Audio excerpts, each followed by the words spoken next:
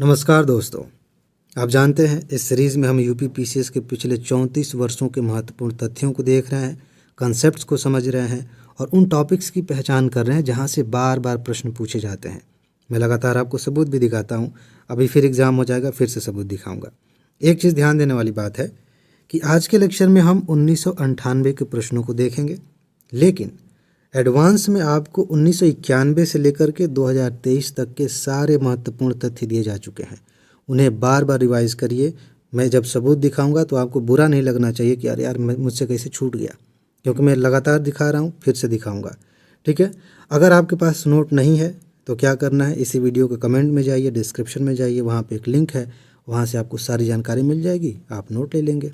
एक और चीज़, आज जिस तरीके से लेक्चर आगे बढ़ेगा उसमें एक बदलाव मैं कर रहा हूँ, समझना ज़रूरी है। इससे लेक्चर की क्वालिटी बढ़ जाएगी और आपके लिए भी बहुत फ़ायदेमंद होगी। इसमें क्या होगा, देखिए, अभी तक मैं क्या करता हूँ कि मैं प्रश्न पढ़ता हूँ और अभी तक लगातार कहता आया हूँ कि आप मेरे साथ प्रश्नों को पढ़िए और मुझसे पहले उत्तर खोज लीजिए, इससे आप एक्टिव रहेंगे।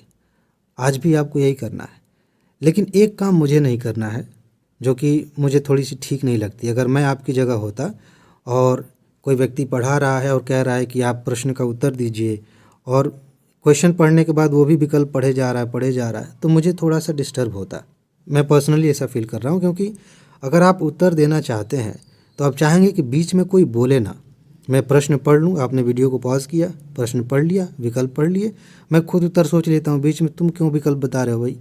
तो मुझे लगता है कि ये अनावश्यक चीज़ है कि मैं विकल्प पढूं। प्रश्न पढ़ूंगा, समझाऊंगा कि किस टॉपिक पे पूछा गया, किस डायरेक्शन में पूछा गया, लेकिन विकल्प नहीं पढ़ूंगा। ये आपका काम है, ताकि आप आराम से विकल्प पढ़ के अपना उत्तर चुन लें।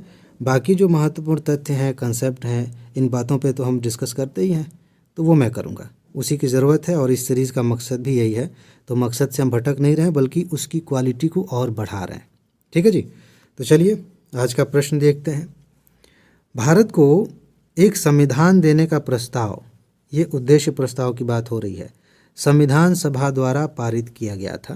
क्वेश्चन ये है कि उद्देश्य प्रस्ताव कब पारित किया गया था। ये 4 विकल्प आपके सामने हैं, अपना उत्तर चुन लीजिए और फिर देखिए आपको बताता हूँ कि कहाँ कहाँ से प्रश्न पूछे जा सकते हैं इस टॉपिक को लेकर। अगर आपने पिछली वीडियोज़ देखी हैं तो आप तुरंत पकड़ लेंगे कि इस लाइन से एक प्रश्न पूछा जा चुका है। कैसे पूछा गया था, इसको मैं पढ़ रहा हूँ, ध्यान से देखिए। उद्देश्य प्रस्ताव ने संविधान सभा को इसके एक मार्गदर्शी सिद्धांत तथा दर्शन दिए। इसे मार्गदर्शी सिद्धांत दिए। उद्देश्य प्रस्ताव ने बताया कि आपको किस डायरेक्शन में जाना है, किस फिलॉसफी के तहत आपको अपने लक्ष्यों को अचीव करना है। वो सारी बातें हमने उद्देश्य प्रस्ताव में देखी। हमारे संविधान की आत्मा आप कह सकते हैं, ठीक है, दर्शन कह सकते हैं। इसी से संबंधित एक क्वेश्चन पूछा गया था कि हमारे संविधान का दर्शन किस में निहित है। ये क्वेश्चन हमने देखा था, वही बात इसमें है। इस पे प्रश्न पूछा जा सकता है, लेकिन जो पूछा गया है वो उसके दूसरे एंगल से पूछा गया। फिलहाल संविधान सभा को इसके मार्गदर्शी सिद्धांत और दर्शन दिए, जिनके आधार पर इसे किसे, संविधान सभा को संविधान निर्माण का काम करना था। और 22 जनवरी 1947 को संविधान सभा ने इस प्रस्ताव को स्वीकार किया, जिसे आज हम उद्देशिका कहते हैं। पहला पेज होता है संविधान में, ठीक है। तो ये 2 तथ्य हैं इसमें जहाँ से प्रश्न पूछे जाते हैं। आप अच्छे से याद कर लीजिए, रट लीजिए। इसके बाद आगे बढ़ते हैं। अगला प्रश्न है, समान कार्य के लिए समान वेतन भारत के संविधान में सुनिश्चित किया गया एक क्या है। आप ऑप्शन देखिए, मौलिक अधिकार है कि डीपीएसपी है। इस तरह से विकल्प बनाए गए हैं। आपको ये समझना है कि समान कार्य के लिए समान वेतन मिलना चाहिए, ये किस अधिकार के तहत, किस प्रावधान के तहत लिखा गया है हमारे संविधान में। इनमें से देखिए कौन सा है। अब बाकी मैं बताता हूँ जो आपके एग्ज़ाम के लिए काम का है। यहाँ देखिए, अनुच्छेद 39, इसमें कहा गया है कि राज्य अपनी नीति का इस प्रकार संचालन करेगा कि सुनिश्चित रूप से सभी पुरुषों तथा स्त्रियों को जीविका के पर्याप्त साधन प्राप्त करने का अधिकार हो। समुदाय की भौतिक संपदा का स्वामित्व तथा नियंत्रण इस प्रकार बटा हो जिससे सामूहिक हित का सर्वोत्तम रूप साधन हो। आर्थिक व्यवस्था इस प्रकार चले कि धन और उत्पादन के साधनों का सर्वसाधारण के लिए अहितकारी संकेंद्रण न हो, यानी कि किसी एक के पास ही सब कुछ ना हो जिससे नुकसान होने लगे। पुरुषों और स्त्रियों दोनों का समान कार्य के लिए समान वेतन हो, ये बात कही गई है। ये मूल अधिकार नहीं है लेकिन संवैधानिक लक्ष्य है। रणधीर बनाम भारत संघ एक मामला आया था, उसमें ये बातें और क्लियर की गई। स्वास्थ्य को यथोचित स्थान देना भी राज्य का कार्य है, ठीक है। बालकों के स्वास्थ्य विकास के लिए गरिमामय वातावरण भी राज्य की जिम्मेदारी है। तो नीति निर्देशक तत्व में क्या है, बेसिक बात इसकी समझ लीजिए। मान लीजिए पूछ लिया जाए कि नीति निर्देशक तत्व क्या है, हमारे संविधान में लिखे गए हैं। तो नीति निर्देशक तत्व एक तरह से निर्देश हैं हमारी सरकार को कि आप किस तरह की नीतियां बनाएं, कानून बनाएं जिससे जनता का कल्याण हो, देश का विकास हो। ठीक है जी, चलिए आगे बढ़ते हैं। भारत में मौलिक अधिकारों के संबंध में इन पर विचार करना है, तो यहाँ पे मैं पढ़ता हूँ, ये ज़रूरी है। पहला कथन है, मौलिक अधिकारों की बात हो रही है। पहला कथन है, यह राज्य के कृत्य के विरुद्ध एक गारंटी है। राज्य कुछ कर रहा है उसके खिलाफ एक गारंटी है। दूसरा कह रहा है कि संविधान के भाग 3 में लिखा गया है, सूचित है। तीसरा कथन है, यह सामाजिक, आर्थिक और राजनीतिक न्याय सुनिश्चित करते हैं। कौन? मूल अधिकार। चौथा कह रहा है, यह संयुक्त राज्य अमेरिका में अधिकारों के बिल की भांति नहीं है। ठीक, समझ लिया आपने। अब कूट बनाया गया है यूपीएससी के पैटर्न पे, आप इनमें से चुनिए कि कौन कौन से कथन सही हैं।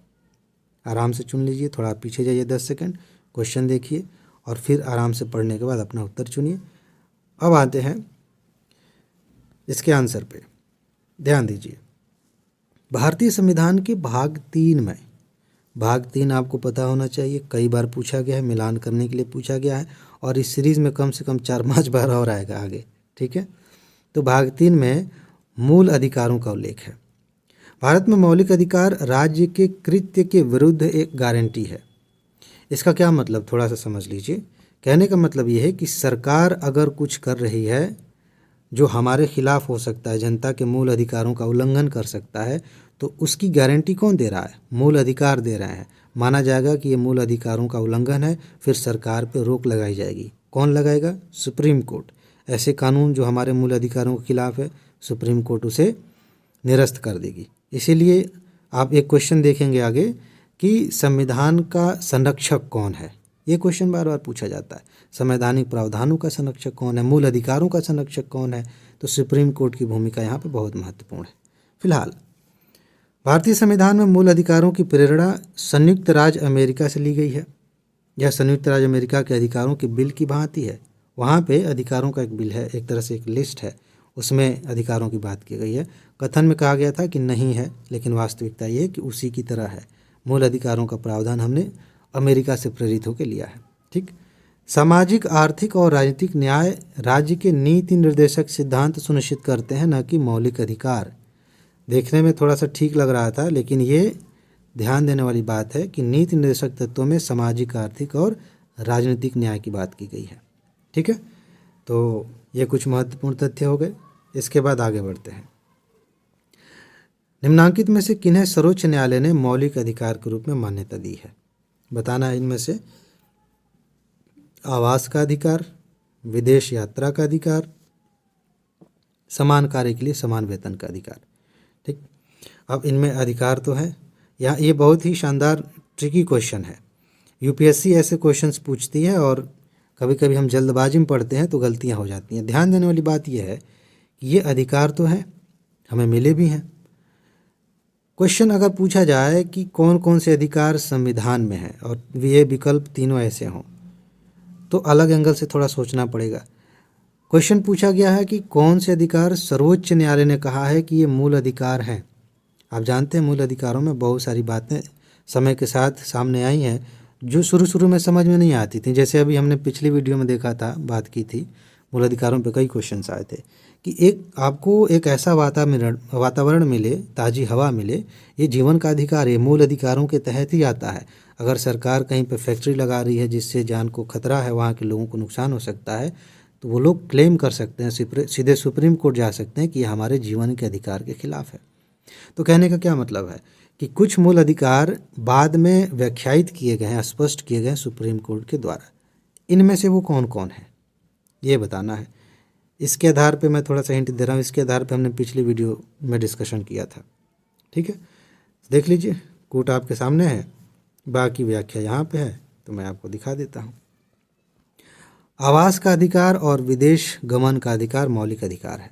इनका निर्माण संविधान के भाग 3 में है, और मतलब वर्णन संविधान के भाग 3 में है, जबकि समान कार्य के लिए समान वेतन का अधिकार मौलिक अधिकार के रूप में मान्यता सर्वोच्च न्यायालय द्वारा रणधीर सिंह के मामले में दिया था। ठीक है, तो ये कुछ चीज़ें क्लियर हो गई कि समान कार्य के लिए समान वेतन की बात है। वैसे डीपीएसपी में भी अभी हमने जस्ट डिस्कस किया, तो ये चीज़ें ध्यान रखिएगा। ओके, कुछ चीज़ें ऐसी हैं आप ध्यान से देखेंगे कि वो डीपीएसपी में भी वो बातें कही गई हैं और मूल अधिकारों की व्याख्या के तहत भी वो चीज़ें आती हैं। कुछ में तो ऐसा किया गया कि संशोधन करके उसे मूल अधिकार ही बना दिया गया। जैसे अनुच्छेद 45 में आप देखेंगे एक संशोधन किया गया था, 44-45, हाँ 45 में, तो आप देखेंगे बच्चों के संरक्षण वाली जो बात की गई थी उसमें संशोधन करके मूल अधिकार बनाया गया, मूल कर्तव्य भी बनाए गए हैं। तो ये थोड़ा सा जो थोड़े बहुत ऐसी चीज़ें हैं जो मिलती जुलती हैं, उनको भी ध्यान रखिए, नहीं तो कन्फ्यूजन हो जाती है। इसके बाद भारत के प्रत्येक नागरिक का कर्तव्य होगा प्राकृतिक पर्यावरण का संरक्षण और सुधार। ये जो कथन है भारतीय संविधान के किस अनुच्छेद में लिखा गया है? ध्यान दीजिए, इंटरेस्टिंग है। डीपीएसपी पे हम बात कर रहे हैं, ये 4 विकल्प हैं, बताना है कि किस अनुच्छेद में पर्यावरण के संरक्षण की बात कही गई है। वैसे तो मूल कर्तव्यों में भी है, ठीक है, लेकिन देखते हैं आपका उत्तर सही है कि नहीं। यहाँ देखिए, स्वर्ण सिंह समिति की रिपोर्ट के आधार पर 42वें संविधान संशोधन अधिनियम मतलब संशोधन 1976 द्वारा भारत के संविधान में भाग 4 क के अंतर्गत 51 क जोड़ा गया। ये अनुच्छेद बहुत महत्वपूर्ण है, पूछे जाते हैं, जिसे मूल कर्तव्य कहा जाता है। कुछ हिंट पकड़ में आ गया होगा आपको पहले ही। इसमें नागरिकों के कुल 10 कर्तव्यों की बात कही गई है, अभी लास्ट में लिखा है 11 हो गई हैं, टेंशन मत लीजिए। इसी भाग में 51 क 6 में प्राकृतिक पर्यावरण की बात की गई है। इसमें वन, झील, वन्य जीव ये सब आते हैं, इनकी रक्षा, संवर्धन, प्राणी मात्र के प्रति दया भाव रखें, ये सारी बातें कही गई हैं। ठीक है, ध्यान देने वाली बात है कि 86वें संविधान संशोधन अधिनियम 1993 के बाद मौलिक कर्तव्यों की संख्या जो है 11 हो गई है। अभी मैं जिसकी बात कर रहा था, बच्चों के संरक्षण वाली बात, मैं इसी की बात कर रहा था कि छोटे बच्चे जो हैं 14 वर्ष से कम आयु के जो बच्चे हैं, उनके शिक्षा की व्यवस्था उनके गार्जियन करें। गार्जियन के तौर पे माँ बाप हो सकते हैं, या संरक्षक हो सकते हैं, या किसी ने गोद लिया है तो उनकी बात हो सकती है। तो ये बच्चों को, 14 साल से कम उम्र के बच्चों को शिक्षा दिलाना उनका एक तरह से कर्तव्य भी है माँ बाप का। बाकी मूल अधिकार है, ये तो हम पढ़ते ही हैं मूल अधिकारों में। ठीक है, इसके बाद अगला क्वेश्चन है, भारतीय संविधान में राज्य के नीति निर्देशक तत्वों की संकल्पना किस देश के संविधान पर आधारित है?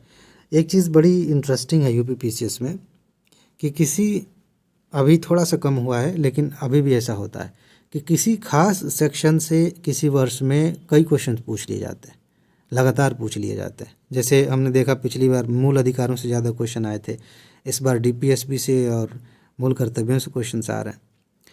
तो पूछा गया है कि किस पे आधारित है डीपीएसपी। ये 4 ऑप्शंस हैं, आपको याद होगा, मेरे ख्याल से लिस्ट आपको दी गई है। यहाँ देखिए, राज्य के नीति निर्देशक तत्व भाग 4 में वर्णित हैं, लिखे गए हैं। इनको आयरलैंड के संविधान से लिया गया है। ये 2 तथ्य आपको याद होने चाहिए। यह संविधान में अनुच्छेद 36 से 51 तक है। कई बार ऐसे प्रश्न पूछ लिए जाते हैं, जैसे मान लीजिए कभी ऐसे ही पूछ ले कि भाग 5 में कहाँ से कहाँ तक के अनुच्छेद शामिल हैं, तो ध्यान होना चाहिए। भाग 4 में कौन कौन सी बातें हैं, 36 से 51 तक जो बातें लिखी गई हैं अनुच्छेदों में, वो सब डीपीएसपी के तहत ही, नीति निर्देशक तत्वों के तहत ही हैं।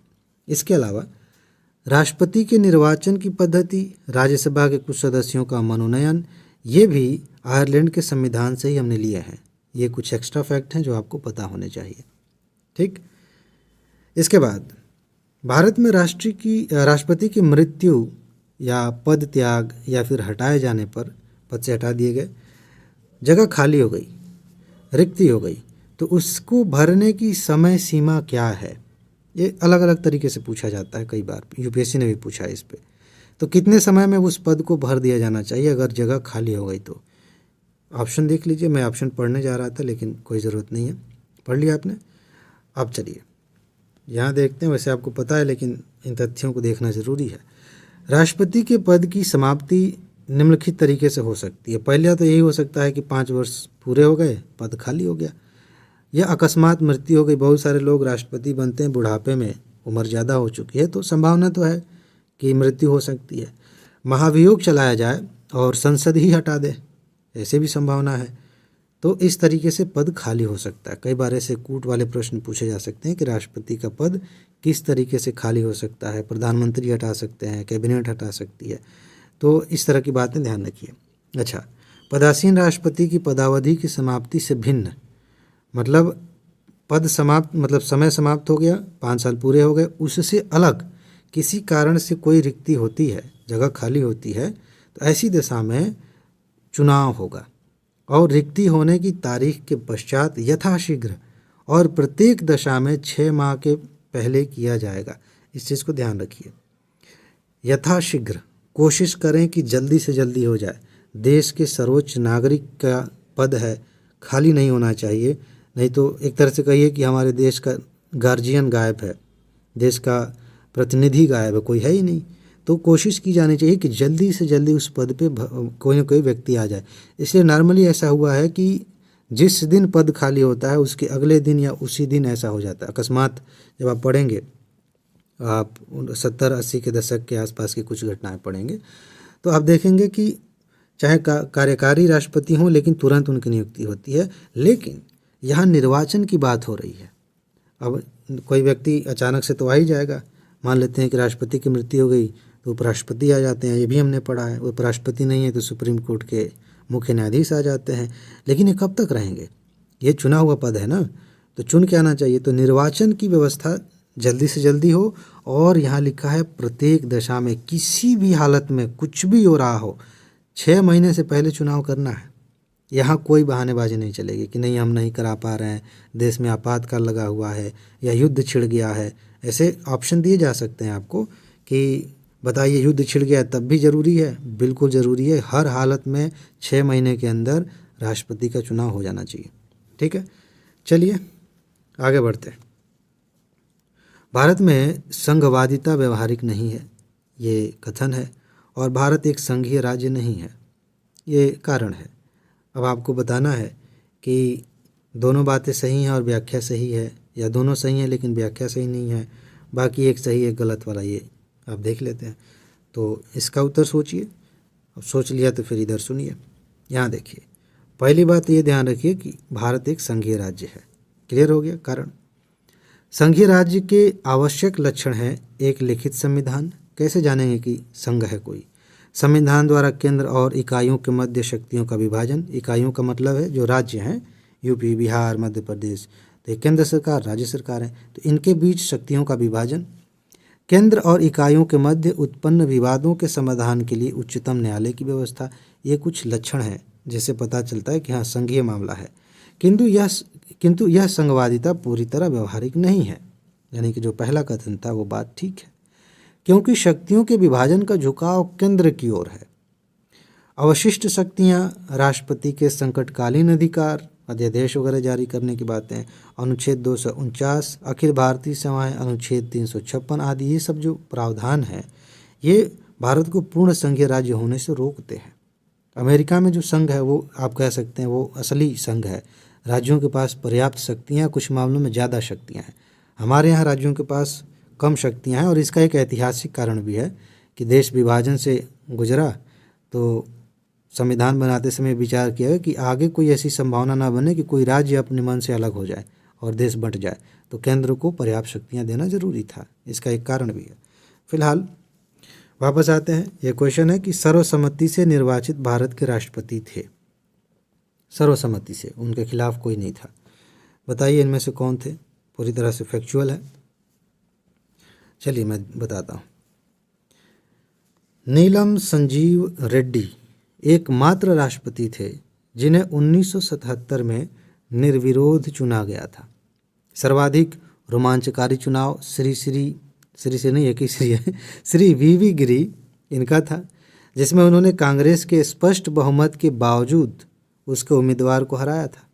कांग्रेस की सरकार थी, उनके पास बहुमत था, इसके बावजूद इन्होंने हराया था। और उस समय तक व्यवस्था ऐसी थी कि ये दल बदल वाली बातें उतना वैसे नहीं थी, तो वहाँ पे नैतिक तौर पे लोग चुनाव कर सकते थे। आज के समय में क्या है कि चुनाव हो रहा है और किसी एक दल के व्यक्ति ने दूसरे दल के उम्मीदवार को वोट दे दिया, तो पार्टी कहेगी कि ये दल बदलू है, इसने पैसा खाया था, ये बात है वो बात है, इसको हम पार्टी से निकालें, उसकी सदस्यता चली जाएगी। तो फिलहाल ये एक रोमांचकारी बात थी। डॉक्टर राजेंद्र प्रसाद एकमात्र व्यक्ति थे जो 2 बार राष्ट्रपति चुने गए थे। ये चीज़ विशेष रूप से ध्यान दीजिए, ऐसे फैक्ट्स पूछे जाते हैं।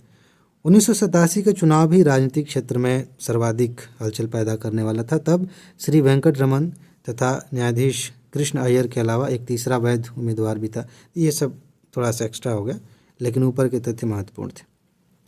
अब देखिए, राज्यसभा के गठन में प्रतिभा, अनुभव और सेवा की प्रतिनिधित्व देने में भारतीय संविधान निर्माता निम्नांकित उदाहरण से प्रभावित हुए थे। ये थोड़ा सा घुमा के आपको फंसाने के लिए ऐसा पूछा गया है, मतलब उस समय पूछा गया था, आज से सालों पहले पूछा यह गया है कि राज्यसभा में कुछ ऐसे लोगों का भी प्रवेश होगा जिन्हें प्रतिभा, अनुभव और सेवा के आधार पर चुना जाएगा, एक तरह से मनोनीत किया जाएगा। ये बात हमने कहाँ से प्रभावित होकर के ग्रहण की थी? ये सीधा सा क्वेश्चन है और आगे भी आपको कई बार दिखेगा, लेकिन लाइन थोड़ी टेढ़ी बनाई गई है। तो बताइए, इनमें देख लिया आपने? चलिए अब मैं आपको यहाँ दिखाता हूँ। भारतीय संविधान के अनुच्छेद 80 में, ये बात ध्यान रखिएगा, 12 नाम निर्देशित सदस्य राष्ट्रपति द्वारा ऐसे लोगों में से चुने जाएंगे जिन्हें साहित्य, कला, विज्ञान, सामाजिक सेवा के संबंध में, एक चीज़ यहाँ ध्यान रखिएगा, अगर क्वेश्चन पूछा जाए कि राज्य की विधान परिषद में, ध्यान दीजिएगा, राज्य की विधान परिषद में जब मनोनीत किया जाएगा तब कौन से आधार होंगे, किस आधार पर मनोनीत किया जाएगा, और जब केंद्र में राज्यसभा की बात हो रही है, राज्यसभा में जब मनोनीत किया जाएगा, नाम निर्देशित किया जाएगा, तो क्या आधार होगा? इसमें थोड़ा सा अंतर है। वो अंतर क्या है, अगर आप अभी कमेंट में बताएं तो हम समझ जाएंगे कि आप बहुत अच्छे से तैयारी कर रहे हैं। नहीं याद आ रहा है, कोई बात नहीं, इसे देख लीजिएगा, बहुत इंपॉर्टेंट है। ठीक है, आगे आएगा तो मैं बताऊंगा, लेकिन अभी इसको आप देखिए ज़रूर। मैं थोड़ा सा हिंट दे रहा हूँ। क्या सहकारी सेवा, इस तरह का कोई शब्द आपने सुना है सहकारी क्षेत्र में? तो थोड़ा सा हिंट मैं दे रहा हूँ, बाकी आप खुद खोज के करिएगा ताकि आपका दिमाग चले। तो ये बात है फिलहाल राज्यसभा की कि साहित्य, कला, विज्ञान और सामाजिक सेवा के संबंध में विशेष ज्ञान या व्यवहारिक अनुभव हो तो ऐसे व्यक्ति को चुना जाए। इस नामांकन की व्यवस्था, यह नामांकन की व्यवस्था आयरलैंड के संविधान से ली गई है। इसके अलावा राज्य के नीति निर्देशक तत्व, तो अभी हमने देखा था, राष्ट्रपति के निर्वाचन की पद्धति, इसको भी हमने आयरलैंड के संविधान से लिया है। कुल मिला के अभी तक आपको एक बात समझ में आई होगी कि किस देश के संविधान से हमने क्या सीखा है। यहाँ से क्वेश्चन तो खूब पूछे जाते हैं। 3 तो हमने अभी देख लिया, अमेरिका की बात की, आयरलैंड वाला 2 बार आ गया, तो ध्यान रखिए यहाँ से क्वेश्चन आते हैं। अच्छा, भारत में न्यायिक पुनरीक्षण की संकल्पना किस देश से? लीजिए फिर आ गए क्वेश्चन, किस देश के संविधान से ली गई है न्यायिक पुनरावलोकन की बात, न्यायिक पुनरीक्षण की बात? तो बताइए, 4 ऑप्शन है, बाकी मैं आपको बताता हूँ। देखिए, न्यायिक पुनर्विलोकन का विकास जिस रूप में अमेरिका में हुआ है, उसके अंतर्गत देश के सर्वोच्च न्यायालय को अधिकार है, यहाँ ध्यान रखिएगा, अधिकार है कि वह इस बारे में विधायी कार्य की वैधता या अवैधता के संबंध में अंतिम निर्णय सुना सकता है कि मूल विधि देश के संविधान के उपबंधों के अनुरूप है या नहीं है। इस संबंध में हमारा संविधान बहुत कुछ अमेरिकी प्रथा का अनुसरण करता है। संविधान देश की मूल विधि है, ठीक है, असली कानून, बेसिक कानून जो है वो हमारा संविधान ही है। अतः विधायी अधिनियमों को, चाहे वह संघ हो या राज्य हो, मूल विधि के अनुरूप ही होना चाहिए। इसके बारे में हमने बहुत अच्छे से डिस्कस किया। गोलकनाथवाद वाले में बात की थी कि सुप्रीम कोर्ट ने कहा कि संसद के पास पर्याप्त शक्तियां हैं, संविधान के किसी भी हिस्से में संशोधन कर सकती है, लेकिन बेसिक स्ट्रक्चर नहीं हिलना डुलना चाहिए, संविधान की मूल भावना के साथ खिलवाड़ नहीं होना चाहिए। तो ये सारी बातें जो जांचने का काम है, न्यायिक पुनरावलोकन है, ये हमने अमेरिका से प्रेरित होकर लिया था। ठीक है, आगे बढ़ते हैं। भारतीय संविधान के अनुच्छेद 344 के तहत प्रथम राजकीय भाषा आयोग का गठन हुआ था। तो अगर इसको आप ना भी पढ़ें, ये कंफ्यूज करने के लिए दिया गया, सिर्फ ये राजकीय भाषा आयोग का गठन हुआ था, कब हुआ था और किसकी अध्यक्षता में हुआ था, तो आप समझ सकते हैं। हालांकि विकल्प बहुत ही टेढ़े मेढ़े हैं, देख लीजिए एक बार। चलिए आगे बढ़ते हैं, मैं आपको दिखाता हूँ। संविधान में राष्ट्रपति को राजभाषा से संबंधित कुछ विषयों में सलाह देने के लिए एक आयोग और एक संसदीय समिति की नियुक्ति का उपबंध 344 के अंतर्गत किया गया है। तो ये ध्यान रखिएगा कि अनुच्छेद 344 में क्या है। प्रथम राजभाषा आयोग 1955 में श्री बीजी खेर की अध्यक्षता में गठित किया गया था। आयोग ने अपना प्रतिवेदन 1956 में दिया, जो संसद के समक्ष 1957 में रखा गया और संयुक्त संसदीय समिति द्वारा इसकी परीक्षा की गई। तो ये खेर जी का ध्यान रखिए और अनुच्छेद 344 ध्यान रखिए। इसके बाद संविधान की 8वीं अनुसूची में सम्मिलित भाषाओं में कौन सी भाषा सबसे ज़्यादा बोली जाती है? मैं पढ़ूँ जरा। संविधान की 8वीं अनुसूची में सम्मिलित भाषाओं में निम्नलिखित में से कौन सी भाषा बोलने वाले सर्वाधिक हैं? अच्छा ठीक है, तो कौन सी भाषा सबसे ज़्यादा बोली जाती है, इनमें से बताना है। ठीक है, इन 4 ऑप्शंस में से। कभी कभी ऐसा भी होता है कि जो ऑप्शन दिया गया है उसमें सर्वाधिक वाला नहीं दिया गया। ये एक खेल है। जैसे मान लीजिए हम जनगणना पढ़ते हैं और नॉर्मली पढ़ लेते हैं कि इस राज्य की जनसंख्या सबसे ज़्यादा है, ठीक, लेकिन क्या हो कि 4 राज्य दिए गए हैं और पूछा गया बताइए इनमें से किस राज्य की जनसंख्या सबसे ज़्यादा है, और जिसमें सबसे ज़्यादा वास्तव में है वो ऑप्शन में ही नहीं है। तो जो बचे हुए हैं 4, इन्हीं में से खोजना है कि कौन है सही। यहाँ भी हो सकता है, मैं संभावना बता रहा हूँ, बाकी आप देखिए। ठीक है, आगे बढ़ते हैं। देखिए, मूल संविधान में 8वीं अनुसूची में 14 भाषाएं थीं, अभी तो 22 हो गई, आप जानते हैं। 21वें संशोधन 1969 द्वारा सिंधी, 71वें संविधान संशोधन द्वारा कोंकणी, नेपाली, मणिपुरी। यूपीएससी का क्वेश्चन आपको याद आ रहा है? कुछ इस तरह के क्वेश्चंस पूछे जा रहे हैं आजकल, पहले भी पूछे गए हैं। 92 द्वारा कोंकणी, नेपाली, मणिपुरी को सम्मिलित किया गया, और ये 92 मतलब 1992, और यहाँ पे 92वां संविधान संशोधन 2003, इसमें बोडो, संथाली, डोंगरी और मैथिली इनको जोड़ा गया। ये कुछ तथ्य हैं जहाँ से प्रश्न पूछे जाते हैं। सर्वाधिक बोली जाने वाली भाषा बंगाली भाषा है। इसके बाद तेलुगु बोली जाती है। ये क्रमशः ये है। अगर और भी चीज़ें आप देखें, और भी भाषाएं हैं, तो उनकी लिस्ट अलग तरीके से तैयार होगी। इनमें पूछा गया था 4 में, इसीलिए मैंने पहले क्लियर कर दिया ताकि आप इसको लेकर कंफ्यूज ना हो। हालांकि मुझे इस बात का ध्यान देना चाहिए, जब मैं अलग से इसका तथ्य लिखूं तो यहाँ पे करेक्शन करूं, ठीक है, तो चीज़ें ज़्यादा समझ में आएंगी। जब क्वेश्चन नहीं रहेगा और सिर्फ तथ्य रहेंगे तो कन्फ्यूजन हो सकता है। अच्छा, यहाँ देखिए, कौन संविधान के 42वें संशोधन द्वारा नीति निर्देशक तत्वों में नहीं जोड़ा गया? 42वें संशोधन द्वारा इनमें से कौन नहीं जोड़ा गया था? वैसे तो शायद सब इसमें शामिल हैं, लेकिन 42वें से जो जोड़ा गया था वो 3 हो सकते हैं, एक नहीं। वो कौन सा है बताइए? चलिए मैं इधर दिखा देता हूँ। 42वां संशोधन हुआ था 1976 में। भाग 4 में कुछ बदलाव किए गए, कुछ नए निर्देश जोड़कर संविधान के समाजवादी ढांचे को की ओर झुकाया गया। 43 क ये इसमें डाला गया, राज्य को यह निर्देश दिया गया कि वह उद्योग और अन्य उपक्रमों में कर्मकारों का भाग लेना सुनिश्चित करे, कि उद्योगों में कर्मचारी भी भाग लेंगे। इसमें 39 क में एक चीज़ जोड़ी गई, शोषण से बच्चों और वयस्कों की सुरक्षा का निर्देश दिया गया, और समान तथा निःशुल्क कानूनी सलाह अनुच्छेद 39 क में जोड़ा गया। ठीक है, समान आचार संहिता अनुच्छेद 44 को 42वें संशोधन से नहीं जोड़ा गया था, तो ये अलग हो गया। ठीक है, तो ये पॉलिटी के हो गए प्रश्न। अब हम चलते हैं हिस्ट्री में। हिस्ट्री में वैसे मैं ब्रेक लेना चाह रहा था, लेकिन कोई बात नहीं, अभी पढ़ाते हैं, मूड है। प्राचीन भारत। भारत के किस स्थल की खुदाई से लौह धातु के प्रचलन के प्राचीनतम प्रमाण मिले हैं?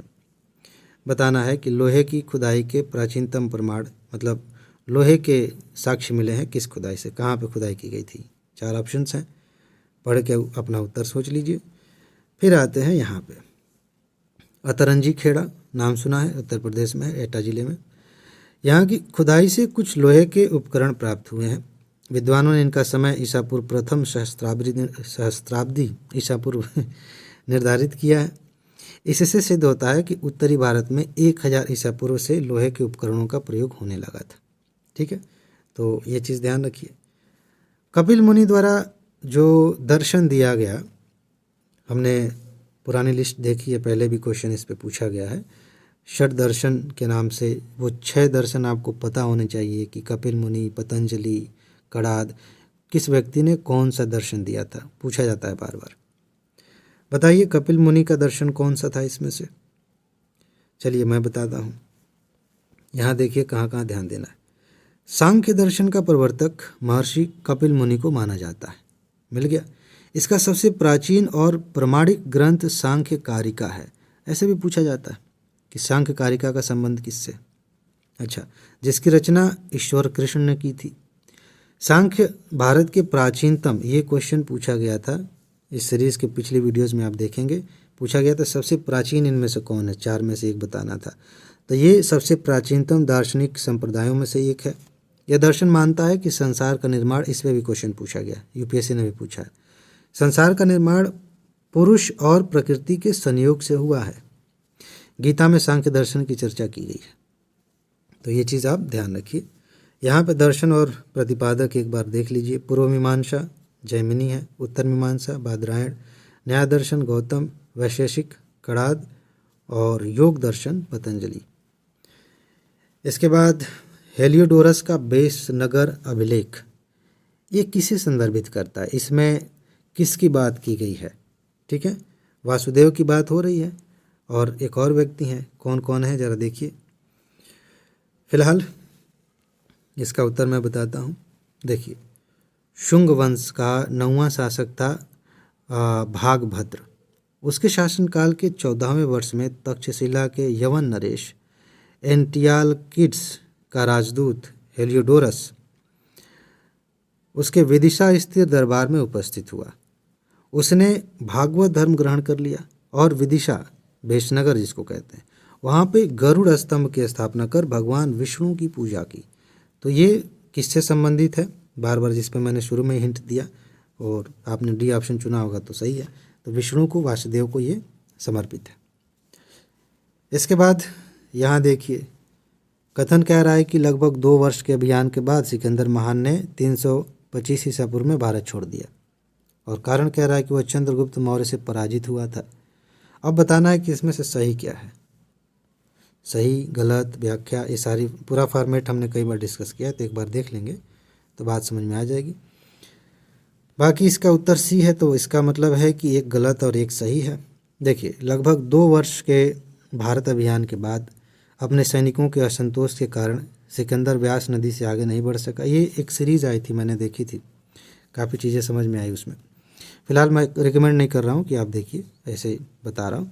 तो नहीं बढ़ सका। सिकंदर ने 325 ईसा पूर्व में पाटन से यूनान को प्रस्थान किया और जेड्रोसिया के रेगिस्तानी भागों से होता हुआ बेबीलोन पहुंचा। 323 ईसा पूर्व इसी स्थान पर उसकी जीवन की समाप्ति हो गई। सिकंदर का जो युद्ध हुआ था वो पोरस से हुआ था। ये पूछा गया, पोरस वाला। चंद्रगुप्त सिकंदर से मिला ज़रूर था लेकिन युद्ध नहीं हुआ था। ये एक इम्पॉर्टेंट बात है, ये ध्यान रखिएगा। और पोरस से जो लड़ाई हुई थी उसमें आप जानते हैं पोरस भले हार गया था लेकिन सिकंदर इससे बहुत प्रभावित हुआ, पोरस की बहादुरी से, तो उनके राज्य वापस कर दिए थे। अब देखते हैं यहाँ पे, शून्यता के सिद्धांत का सबसे पहले प्रतिपादन करने वाले बौद्ध दार्शनिक कौन थे। 4 हैं, चारों बौद्ध धर्म से संबंधित हैं। इनमें से किन्होंने शून्यता के सिद्धांत का सबसे पहले प्रतिपादन किया था, सोचिए। फिर यहाँ आइए, इसको माध्यमिक भी कहते हैं। माध्यमिक या शून्यवाद के प्रवर्तक नागार्जुन हैं, जिनकी प्रसिद्ध रचना माध्यमिक कारिका है। ये पूछा जाता है मिलान वाले में, माध्यमिक कारिका किसकी रचना है। इसे सापेक्षवाद भी कहते हैं। इसमें क्या बात कही गई है, प्रत्येक वस्तु किसी न किसी कारण से उत्पन्न होती है और उस पर निर्भर रहती है, कारण से उत्पन्न होती है। नागार्जुन ने प्रतीत्य समुत्पाद को ही शून्यता कहा है। इस मत से महात्मा बुद्ध द्वारा प्रतिपादित मध्यम मार्ग को विकसित किया गया है। शून्यवाद महायान संप्रदाय के दो संप्रदायों शून्यवाद और विज्ञानवाद इन्हीं में से एक है। तो ये संप्रदायों पर भी पूछा जाता है, योगाचार पे पूछा जाएगा कि किससे संबंधित है। इसके बाद कालिदास द्वारा मालविकाग्निमित्रम लिखा गया था। पूछा गया है कि उसमें नायक कौन था। इनमें से बताइए कि मालविकाग्निमित्रम में नायक कौन था, और इस पे यूपीएससी ने भी क्वेश्चंस पूछे हैं, तो बताइए। चलिए मैं दिखाता हूँ। कालिदास की रचना मालविकाग्निमित्रम 5 खंडों का नाटक है।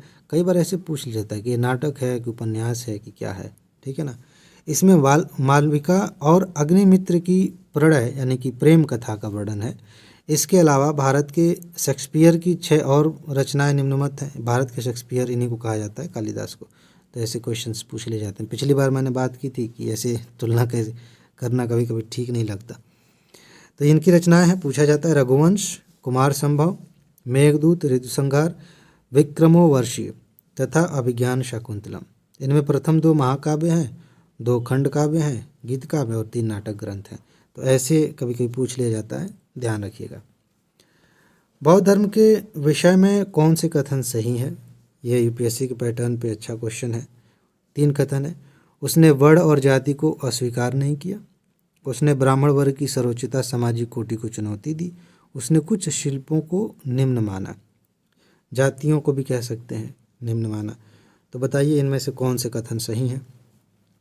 चलिए हम बताते हैं। गौतम बुद्ध ने मध्यम मार्ग का उपदेश दिया था। वे मोक्ष के लिए कठोर साधना और कायाक्लेश में विश्वास नहीं करते थे। मध्यम मार्ग, किसी भी एक्सट्रीम में नहीं जाना। बौद्ध धर्म आत्मा के अस्तित्व में विश्वास नहीं करता। इसके बारे में हमने डिस्कस किया था कि आत्मा नहीं है तो पुनर्जन्म किसका होता है। अगर आपने नहीं देखा है तो मैं छोड़ रहा हूँ इसी उत्सुकता के साथ, आप पिछली सीरीज़ देखेंगे, आपको उसका जवाब मिल जाएगा। अच्छा, बौद्ध धर्म के अनुसार निर्वाण इसी जन्म में प्राप्त किया जा सकता है। गौतम बुद्ध ने जाति पाति जैसी सामाजिक कुरीतियों का प्रबल विरोध किया और ब्राह्मणों की सर्वोच्चता को मानने से इनकार किया। ये चीज़ ध्यान रखिए, ठीक। एलोरा में गुफाओं और शैलकृत मंदिरों का संबंध है। ऐसे क्वेश्चंस यूपीएससी ने भी पूछे हैं कि गुफाएं हैं, उनमें जो चित्र बनाए गए हैं, मूर्तियां बनाई गई हैं, वो किस धर्म से संबंधित हैं, किस संप्रदाय से संबंधित हैं। तो एलोरा में जो गुफाएं हैं उनकी बात कही गई है, बताना इनमें से कौन है, ठीक। चलिए, महाराष्ट्र औरंगाबाद, ये तो आपको एकदम रटा होना चाहिए कि औरंगाबाद ज़िले में महाराष्ट्र के एलोरा नामक स्थान पे गुफा मंदिर है, इसलिए वो फेमस है। यहाँ बौद्धों की 12 गुफाएं हैं। एलोरा में 17 गुफा मंदिर हैं, जिनमें अधिकतर राष्ट्रकूट शासकों द्वारा निर्मित हैं। तो ये पूछा जाता है किन शासकों ने बनवाया था। इनमें कैलाश मंदिर सबसे ज़्यादा फेमस है, ये ध्यान रखिएगा। एलोरा में 5 जैन मंदिर भी हैं। बात समझ में आ रही है? अभी हम बौद्ध की बात कर रहे थे, 12 गुफाएं बौद्धों की हैं, 5 जैन मंदिर भी हैं। इनका निर्माण 9वीं शताब्दी में हुआ था। इसमें इंद्र सभा मंदिर है और इसमें 23वें तीर्थंकर पार्श्वनाथ की समाधिस्थ प्रतिमा मिलती है। तो ये चीज़ ध्यान रखिएगा। कई जगह ऐसे क्वेश्चंस मिलते हैं कि 23वें तीर्थंकर कौन थे, 24वें कौन थे, पहले कौन थे। पहले 23वें 24वें, ये तो आपको पता होना चाहिए, जैन धर्म के तीर्थंकर। इसके बाद द्रविड़ शैली के मंदिर में गोपुरम, जहाँ मैं ज़बरदस्ती नहीं कह रहा हूँ, सही में पिछले 30 सालों का यूपीएससी का भी क्वेश्चन मैं देख रहा हूँ, तो जहाँ पे क्वेश्चन रिपीट होते हैं वो मैं याद दिलाता हूँ कि यूपीएससी में भी पूछा जा रहा है। गोपुरम पर स्पेशली एक क्वेश्चन पूछा गया यूपीएससी प्री में, तो ध्यान रखिए। और ये इसलिए भी याद दिलाना ज़रूरी होता है ताकि यूपी पीसीएस की तैयारी करने वाले दोस्त ये ना समझें कि हम बहुत छोटा सा काम कर रहे हैं, आप भी वही पढ़ रहे हैं, बस क्वेश्चन पूछने का तरीका थोड़ा अलग है। तो थोड़ी सी एक्स्ट्रा चीज़ें, एक्स्ट्रा फैक्ट आपको याद करने होते हैं। यूपीएससी के लिए थोड़ी समझदारी और बढ़ानी होती है, बाकी चीज़ें कॉमन हैं। फिलहाल बताइए गोपुरम क्या है, इनमें से बताना है। ये मंदिर का एक हिस्सा होता है, इतना मैं आपको हिंट दे रहा हूँ, ठीक है। तो चलिए मैं आपको दिखाता हूँ। पांड्य के काल में शिल्पकला को मंदिर के सहायक और बहिर्वती भागों पर केंद्रित किया गया। मंदिर छोटे होते थे लेकिन उनके प्रांगण चारों ओर के प्राचीर से बनाए जाते थे, दीवार होती थी। ये प्राचीर तो सामान्य होते थे, लेकिन इनका जो प्रवेश द्वार होता था, इन्हें गोपुरम कहा जाता था, बहुत भव्य होते थे। साउथ की फिल्मों में जब आप गेट देखेंगे मंदिर का, वही गोपुरम है, तो आपको पता चलेगा कितना बढ़िया बड़ा सा डिजाइन बना के बनाया गया है। ठीक है, भव्य, विशाल और प्रचुर मात्रा में शिल्पकारी से अलंकृत होते थे। पांड्यकालीन वास्तुकला की विशेषता मंदिर नहीं बल्कि ये गोपुरम ही है। मंदिर से भी ज़्यादा स्पेशली बनाए जाते थे उस समय। गोपुरम एक प्रकार का आयताकार भवन है जिनका शिखर ऊपर की ओर चौड़ाई में क्रमशः कम होता जाता है और नीचे लंबाई के बीच प्रवेश मार्ग होता है। ठीक है, तिरुमलाई मंदिर, चिदम्बरम मंदिर, कुंभकोणम मंदिर इस श्रेणी के कुछ प्रसिद्ध कृतियां हैं, मंदिर हैं। अब हम आ गए मध्यकाल में, और एक सेकंड बस रुक जाइए, एक सेकंड नहीं ब्रेक लेते हैं थोड़ा सा। चलिए आगे, मैं पानी पी के गला सूख गया था। राज्य के खर्च पर हज यात्रा की व्यवस्था करने वाला पहला भारतीय शासक कौन था? ये हमने पिछली बार जब इस शासक पे क्वेश्चन आया था तो हमने डिस्कस किया था। फिलहाल आप बताइए इनमें से कौन है। चलिए, फिरोज शाह तुगलक राज्य के खर्च पर हज यात्रा की व्यवस्था किया था इसने। दिल्ली के सुल्तानों में फिरोज पहला सुल्तान था जिसने इस्लाम के कानूनों और उलेमा वर्ग को राज्य के शासन में प्रधानता प्रदान की। ये अलग से एक क्वेश्चन पूछा जाता है, किस शासक ने इस्लाम के कानूनों को बड़ी कठोरता से लागू किया? जो उलेमा वर्ग होता था उसको बहुत अधिक महत्व दिया, उन्हीं के हिसाब से काम करता था। फिरोज की धार्मिक नीति धर्मांधता और असहिष्णुता की रही। ऐसा नहीं था, अकबर टाइप का व्यक्ति नहीं था ये, ठीक है ना। वह सिर्फ सुन्नी मत के प्रति समर्पित था और अन्य सभी धर्मों और मतों के प्रति असहिष्णु था। इसने कई तरह के कर भी लगाए थे। उसने ब्राह्मणों पर भी जजिया लगाया था।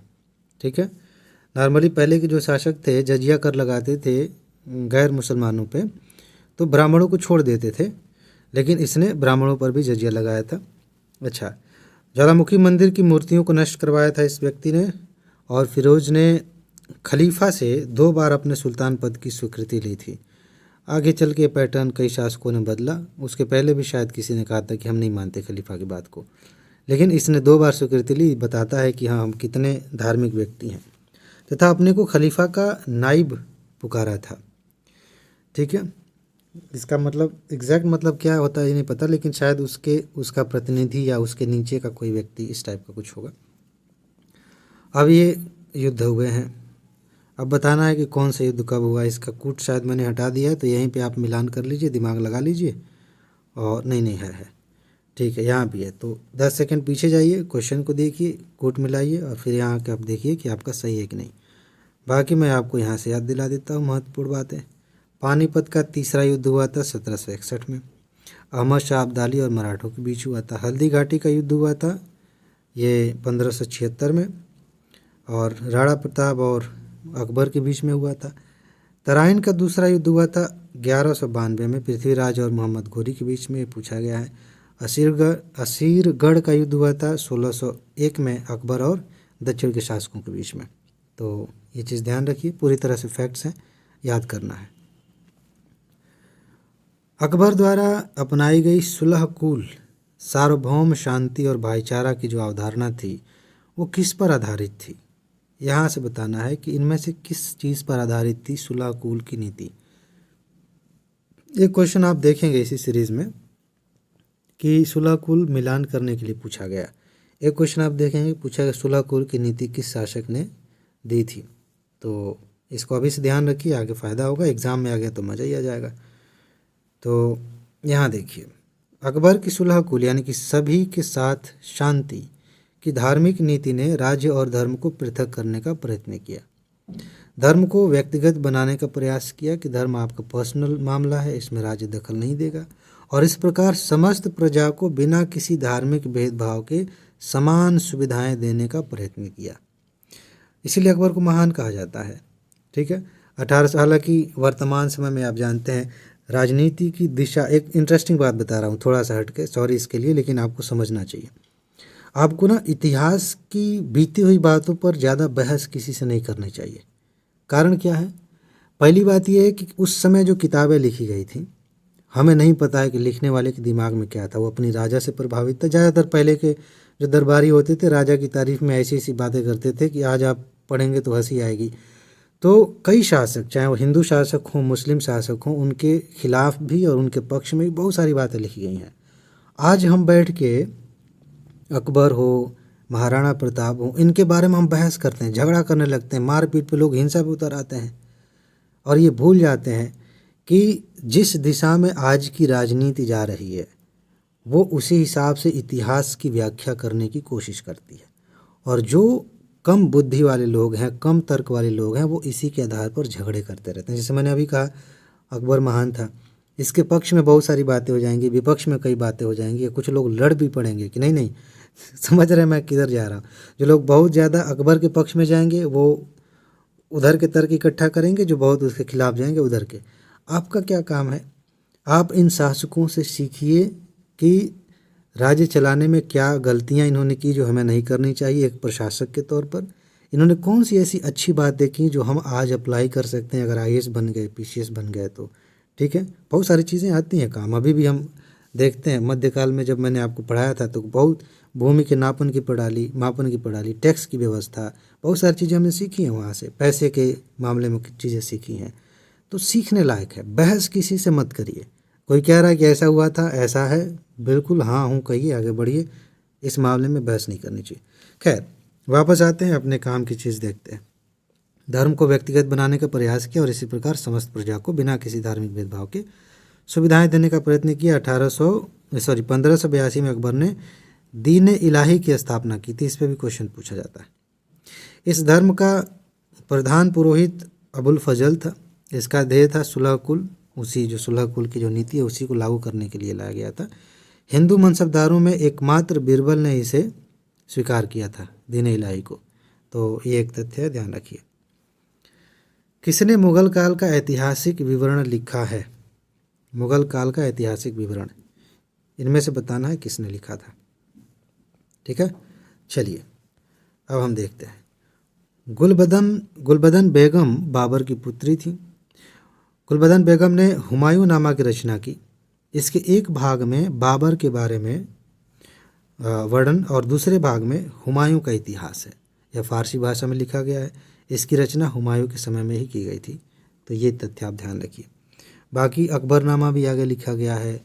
सब जितने शासक आए मुगल काल में, उनके काल में कुछ न कुछ महत्वपूर्ण ग्रंथ लिखे गए हैं उनके शासनकाल को बताने के संदर्भ में। किसी ने तो अपनी जीवनी लिखी है, कई शासकों ने लिखी है। फिलहाल मुगल सम्राट जिसने सर्वाधिक संख्या में हिंदू अधिकारियों की नियुक्ति की थी, ये कौन था? बताना है कि किस शासक ने सबसे ज़्यादा हिंदू अधिकारी रखे थे अपने दरबार में। आसान है, आपने पढ़ा होगा कहीं ना कहीं। औरंगजेब के काल में सबसे ज़्यादा हिंदू मनसबदार थे। यद्यपि औरंगजेब पूरे मध्यकालीन शासकों में सबसे अधिक धार्मिक और कट्टर माना जाता था।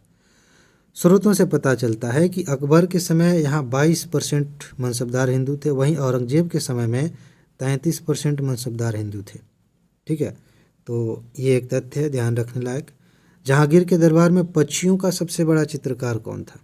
पक्षियों का 4 ऑप्शन है, ये इनमें से बताना है कौन सा चित्रकार पक्षियों के बारे में बढ़िया पक्षियों के चित्र बनाता था। तो आपने देख लिया, बाकी मैं दिखा देता हूँ। चित्रकला के क्षेत्र में जहांगीर ने सबसे ज़्यादा ध्यान दिया था। ये क्वेश्चन पूछा जाता है कि मुगल काल में चित्रकला का स्वर्ण काल किसके समय में था? जहांगीर पे, ये आपको पता होना चाहिए। वह खुद चित्रकला का बहुत बड़ा पारखी था, बहुत ही। और नॉर्मली ऐसा होता है कि जो संगीत के प्रेमी होते हैं वो संगीत की बारीकियों को भी समझते हैं। वैसे ही चित्रकार के जो प्रेमी हैं वो उसकी एक एक बारीकी को समझते हैं, उसी से प्रेम भी पैदा होता है, उस बारीकी से और भी सारी चीज़ें होती हैं। खैर उधर नहीं जाते। तो वो चित्रकला का बहुत बड़ा पारखी था। उसके दरबार में अबुल हसन, ये पूछा जाता है कि किसके दरबार में कौन थे? अबुल हसन, उस्ताद मंसूर, फ़रूख बेग, बिशन दास, ये कुछ प्रसिद्ध चित्रकार थे। अबुल हसन को उसने नादिर उस जमा तथा उस्ताद मंसूर को नादिर उस असर की उपाधि से नवाजा था। उपाधियाँ कभी कभी प्रश्न पूछ लिए जाते हैं, पीसीएस में भी यूपीएससी में भी, तो ध्यान रखिएगा। मंसूर दुर्लभ पक्षियों और अनेक अनोखे पुष्पों का बहुत ही अच्छा चित्रकार था। साइबेरिया का विगला सांग इन्हीं की रचना है।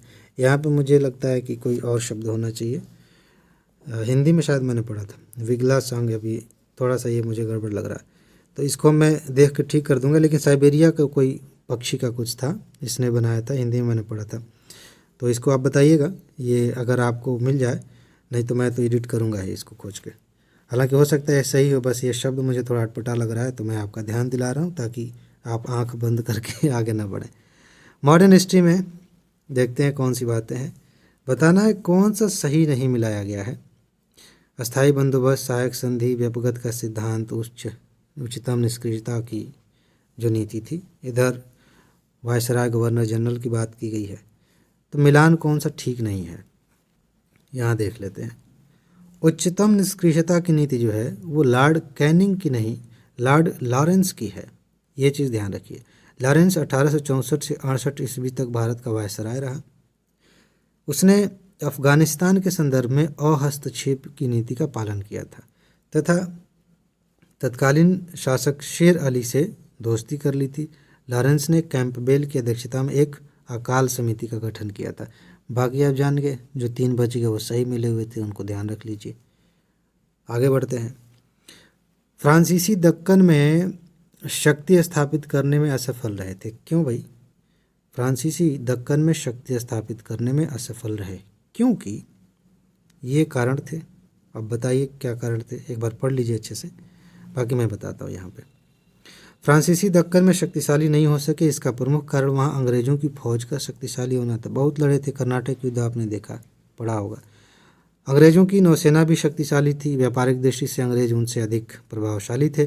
फ्रांसीसियों का यूरोप में उलझना भी उनकी कमजोरी का कारण था। यूरोप में भी लड़ रहे थे, युद्ध चल रहे थे। अंग्रेजों के भाग्य ने उनका साथ दिया और वो सफल हो गए। ये फ्रांसीसियों और अंग्रेजों का युद्ध बड़ा ही इंटरेस्टिंग था। बस एक मिनट आपका ले रहा हूँ, मजा आएगा आपको। नॉर्मली कुछ बच्चे ऐसे होते हैं कि उनके गार्जियन जब आपस में झगड़ा करते हैं ना, तो बच्चे कहीं खेल रहे हैं और उन्हें पता है कि हम दोनों के बीच में झगड़ा हुआ है, गांव में ऐसा मैंने देखा है, तो ये भी आपस में झगड़ा करेंगे, ये भी लड़ जाएंगे, दुश्मन हो जाएंगे। क्यों? क्योंकि इनके परिवारों के बीच झगड़ा हुआ था। वैसे ये कहते थे कि यूरोप में फ्रांस और इंग्लैंड के बीच में जब झगड़ा होता था, युद्ध होता था, यहाँ पे फ्रांसीसी और ये ईस्ट इंडिया कंपनी के सैनिक आपस में लड़ जाते थे। तो ऐसा यहाँ पे हुआ। कर्नाटक युद्ध में ये चीज़ देखने को मिली। चलिए, मुंडा विद्रोह का नेता कौन था, ये तो आप 1 सेकंड में बताएंगे, बताइए। चलिए यहाँ देख लेते हैं। मुंडा विद्रोह को उलुग खानी विद्रोह भी कहते हैं और इसका नेता जो है बिरसा मुंडा थे। यह छोटा नागपुर क्षेत्र में हुआ था। समय काल 1895 से 1901 के बीच में। इन जनजातियों में सामूहिक खेती होती थी, जिसे खूंट कट्टी कहते थे। लेकिन महाजनों, जमींदारों, ठेकेदारों ने सामूहिक खेती पर हमला बोला। इस कारण उन्होंने विद्रोह कर दिया। और ये हमला बोलने का क्या मतलब, एक्चुअली एनसीईआरटी जब आप पढ़ेंगे तो समझ में आएगा कि धीरे धीरे इन जमींदारों ने, ठेकेदारों ने अलग अलग चालाकी से, कभी कर्जा दे के, कभी कुछ करके इनकी ज़मीनें खरीदनी शुरू की, इनकी खेती वाली ज़मीन खरीदनी शुरू की, कब्जा करना शुरू किया। ये एक दिक्कत आने लगी थी। तो फिलहाल विद्रोह हुआ। इनका यह विद्रोह सरदारी लड़ाई के नाम से प्रसिद्ध था। 1895 के बाद बिरसा ने विद्रोह का नेतृत्व किया। इसने अपने को भगवान का दूत कहा था, भगवान माना जाता था इनको। अभी भी लोग पूछते हैं आदिवासी क्षेत्रों में इन्हें इसका करके नहीं लिखना चाहिए था, बहुत सम्मान से लिखना चाहिए था ये लाइन। और अपने दैवी शक्तियों के समावेश का प्रचार किया। इन्होंने एक तरीका अपनाया, बताया कि दैविक शक्तियां हैं, इस पर डिबेट हो सकती थी, लेकिन कुल मिला के ये कि इन्होंने इस तरह से प्रेजेंट किया कि मैं भगवान का दूत हूँ और तुम्हें आज़ादी दिलाना चाहता हूँ, इस तरह की जीवन से। ठीक है। फिलहाल अपने समर्थकों को सिंगवांगा की पूजा करने की सलाह दिया। इस विद्रोह में महिलाओं ने भी हिस्सा लिया था। इसने 1900 में सिंह भूमि में, मतलब बिरसा मुंडा को, इन्हें गिरफ्तार कर लिया गया। यहीं पर 1900 में उनकी हैजा से मृत्यु हो गई। ये जनजातियाँ गैर आदिवासियों को दिकू कहती थी। मेरे ख्याल से इस सीरीज़ की पहली वीडियो में पहले लेक्चर में इस पे क्वेश्चन पूछा गया था। अगर आपने देखा होगा तो पता होगा, नोट होगी आपके पास तो भी आपको पता होगा। फिलहाल आनंद मठ उपन्यास किस कथा वस्तु पर आधारित है? ये इम्पोर्टेंट है और पूछा गया कई बार। बताइए, सोच लिया आपने? चलिए दिखाता हूँ। बंगाल में अंग्रेजी राज्य स्थापित होने से तथा उसके कारण नई अर्थव्यवस्था स्थापित होने से जमींदार, कृषक और शिल्पी सभी नष्ट हो गए और 1770 में भीषण अकाल पड़ा था। इसे भी लोगों ने अंग्रेजों की ही देन माना। तीर्थ स्थानों पर आने जाने पर लगे प्रतिबंधों से सन्यासी भी नाराज हो गए और उन्होंने विद्रोह कर दिया था। मतलब भीषण अकाल पड़ा तो लोगों ने कहा कि अंग्रेजों के कारण, और सही भी था। जो ट्रांसपोर्ट था उस पर अंग्रेजों का कब्जा था, बहुत सारी चीज़ें थीं। जो खेती होती तो उसका पैटर्न बदला गया है। तो सरकार जिसकी भी हो, जिसका भी कब्जा हो स्थान पर, उसका रोल तो होता ही है।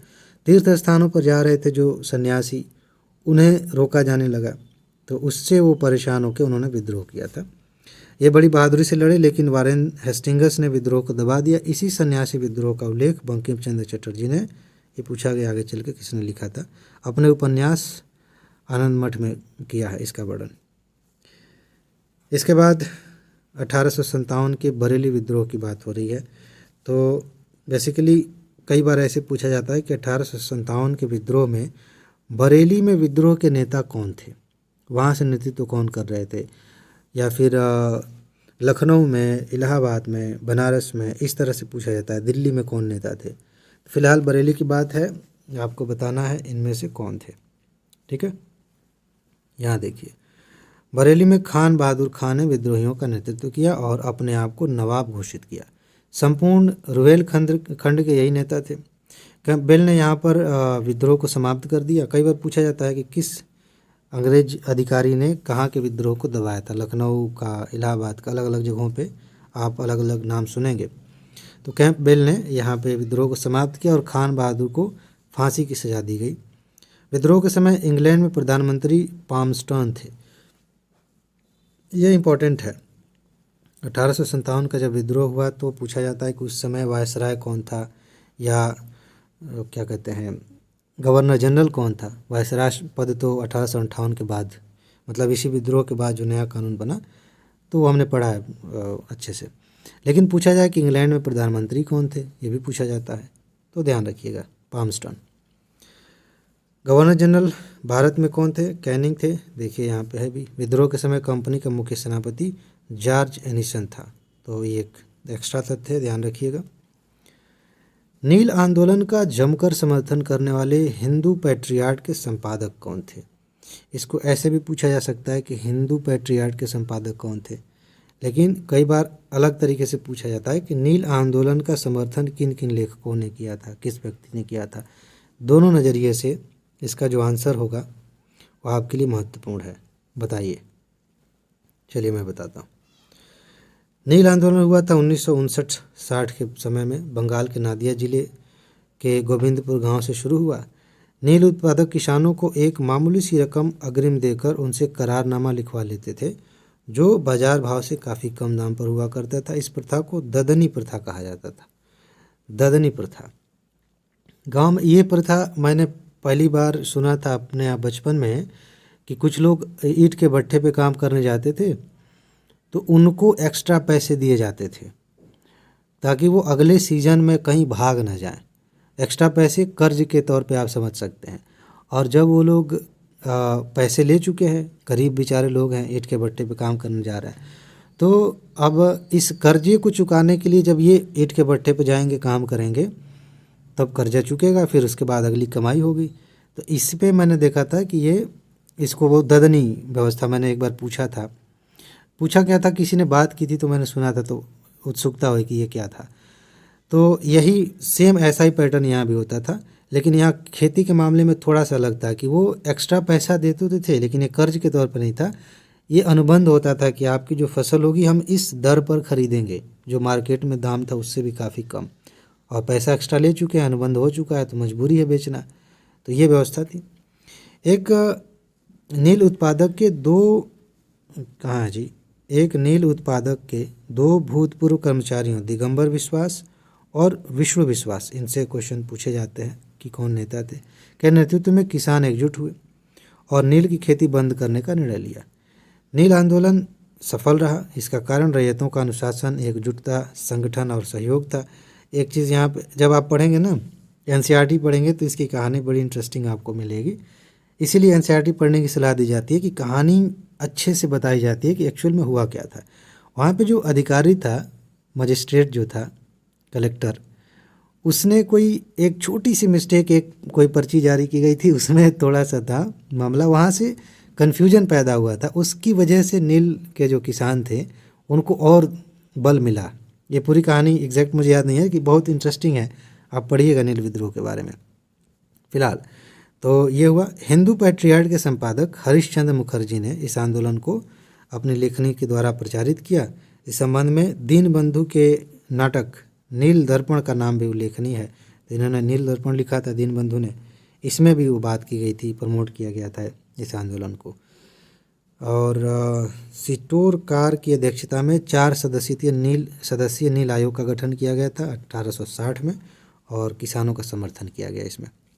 ठीक, इसके बाद से कौन सी घटना महाराष्ट्र में हुई थी, ये कुछ विद्रोहों के नाम है, बताना है कि इनमें से कौन सी घटना जो है महाराष्ट्र में हुई।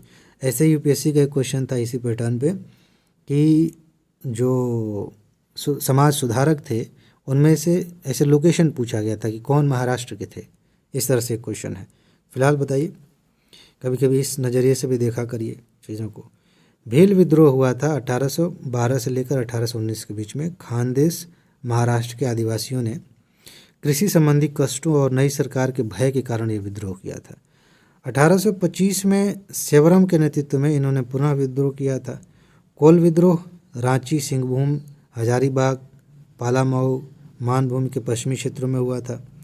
रंपा विद्रोह गोदावरी जिला आंध्र प्रदेश में हुआ था। संताल विद्रोह भागलपुर से राजमहल के बीच के क्षेत्रों में हुआ था। 1855-56 की बात है। इसके बाद किसके अंतर्गत भारत में सबसे पहले सर्वोच्च न्यायालय की स्थापना हुई, ये हमने सीखा है, मतलब पढ़ा है।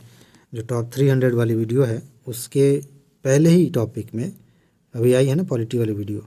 कुछ दोस्त कह रहे थे कि कब आएगी वीडियो, अब जल्दी उसके भी वीडियोज़ आएंगे। इसकी नोट मैं थोड़ा सिस्टमेटिक कर रहा था। तो बताइए, सर्वोच्च न्यायालय की स्थापना, ये ऑप्शन है और मेरे ख्याल से आपको तुरंत इसका उत्तर मिल जाना चाहिए अगर आपने पढ़ा है तो। रेगुलेटिंग एक्ट 1773, इसमें क्राउन द्वारा एक मुख्य तथा 3 छोटे जजों वाले एक सर्वोच्च न्यायालय की स्थापना। यह छोटे जज नहीं कहना चाहिए था, एक मुख्य न्यायाधीश और 3 अन्य न्यायाधीश। छोटे जज क्या होता है? तो इनकी स्थापना का प्रावधान था सुप्रीम कोर्ट का। एक दोस्त ने कमेंट किया था कि सर 73 नहीं 74 है। कई सारी चीज़ें ऐसी होती हैं, व्यवस्था बनाई जाती है कानून में और उसके आधार पर 1 साल बाद 2 साल बाद वो व्यवस्था लागू की जाती है, तो कभी कभी डेट आगे पीछे हो जाता है। इसलिए आपको क्वेश्चन क्या पूछा गया इस पे ध्यान देना चाहिए। ठीक है, तो ये था। इस सर्वोच्च न्यायालय को साम्य न्याय, लॉ ऑफ इक्विटी तथा देश की विधि, कॉमन लॉ के न्यायालय, नौसेना विधि के न्यायालय तथा धार्मिक न्यायालय के रूप में काम करना था। यह न्यायालय 1774 में गठित किया गया। यहाँ लिखा तो है 73 में कानून बना, बात कह दी गई, 74 में ये लागू किया गया। और सर एलिंजाह इम्पे मुख्य न्यायाधीश थे, बाकी 2 ये छोटे न्यायाधीश, तो इनकी नियुक्ति हुई थी। अच्छा, अन्य राजवाड़ों के भारत में विलय के बाद भी किन 3 राज्यों ने भारत में शामिल होने में विलंब किया? कहानी आपने पढ़ी होगी, मूवीज़ भी देखी होंगी कि जब भारत का विलय हो रहा था, पटेल जी अलग अलग राज्यों को जाकर समझा रहे थे। कोई प्यार से मान गया, कोई प्यार से नहीं माना, तो कोई दूसरा रास्ता अपनाया गया। तो 3 ऐसे थे जो मान नहीं रहे थे, देरी कर रहे थे। बताना है कि इनमें से कौन सा जोड़ा सही है। ठीक है, चलिए मैं आपको बताता हूँ। जूनागढ़, हैदराबाद और जम्मू कश्मीर ने भारत में शामिल होने से आनाकानी की, मना कर दिया था एक तरह से, हम अलग ही रहेंगे। जूनागढ़ कह रहा था, ये खासतौर से ये पाकिस्तान के पक्ष में था। हैदराबाद के शासक निज़ाम कह रहे थे कि हम तो अकेले देश बना लेंगे। जम्मू कश्मीर के जो राजा थे वो कन्फ्यूज़न में थे, तो ये आनाकानी कर रहे थे। जूनागढ़ रियासत का 9 नवंबर 1948 ईस्वी में भारत संग में विलय कर लिया गया हैदराबाद के निज़ाम ने प्रदेश में इतनी गड़बड़ी कर दी कि भारत सरकार को हस्तक्षेप करना पड़ा। और जब आप पढ़ेंगे पूरी कहानी तो पता चला कि उस गड़बड़ी में सरकार का भी कुछ थोड़ा बहुत रोल था। फिलहाल निज़ाम ने 26 अक्टूबर 1948 को विलय पत्र पर हस्ताक्षर किया। जम्मू कश्मीर के महाराजा हरि सिंह ने 26 अक्टूबर 1947 को विलय पत्र पर हस्ताक्षर किया था। इसके बाद भारत के स्वतंत्रता आंदोलन के इतिहास में निम्नलिखित घटनाओं पर आपको विचार करना है और ये लगभग हर साल, अभी 1998 में है तो ऐसे क्वेश्चंस दिख रहे हैं। जैसे जैसे अब आगे बढ़ेंगे ना, 2004-5 के आगे बढ़ेंगे, हर साल एक क्वेश्चन आपको दिखेगा। बताना है कि मतलब क्रम में बताना है, कौन पहले कौन उसके बाद उसके बाद उसके बाद। तो जैसे मैंने टिक लगाया ऐसे नहीं, आगे पीछे भी हो सकता है। यहाँ पे देखिए ये कूट है, आप बताइए कौन सा ठीक है। फिलहाल यहाँ है होम रूल आंदोलन हुआ था 1916 में, इस पे एक क्वेश्चन अभी हम देख चुके हैं। असहयोग आंदोलन पे एक क्वेश्चन हमने देखा है। सविनय अवज्ञा आंदोलन से इनडायरेक्ट क्वेश्चन आया था, हमने इसके डिस्कशन किया था 1930 में।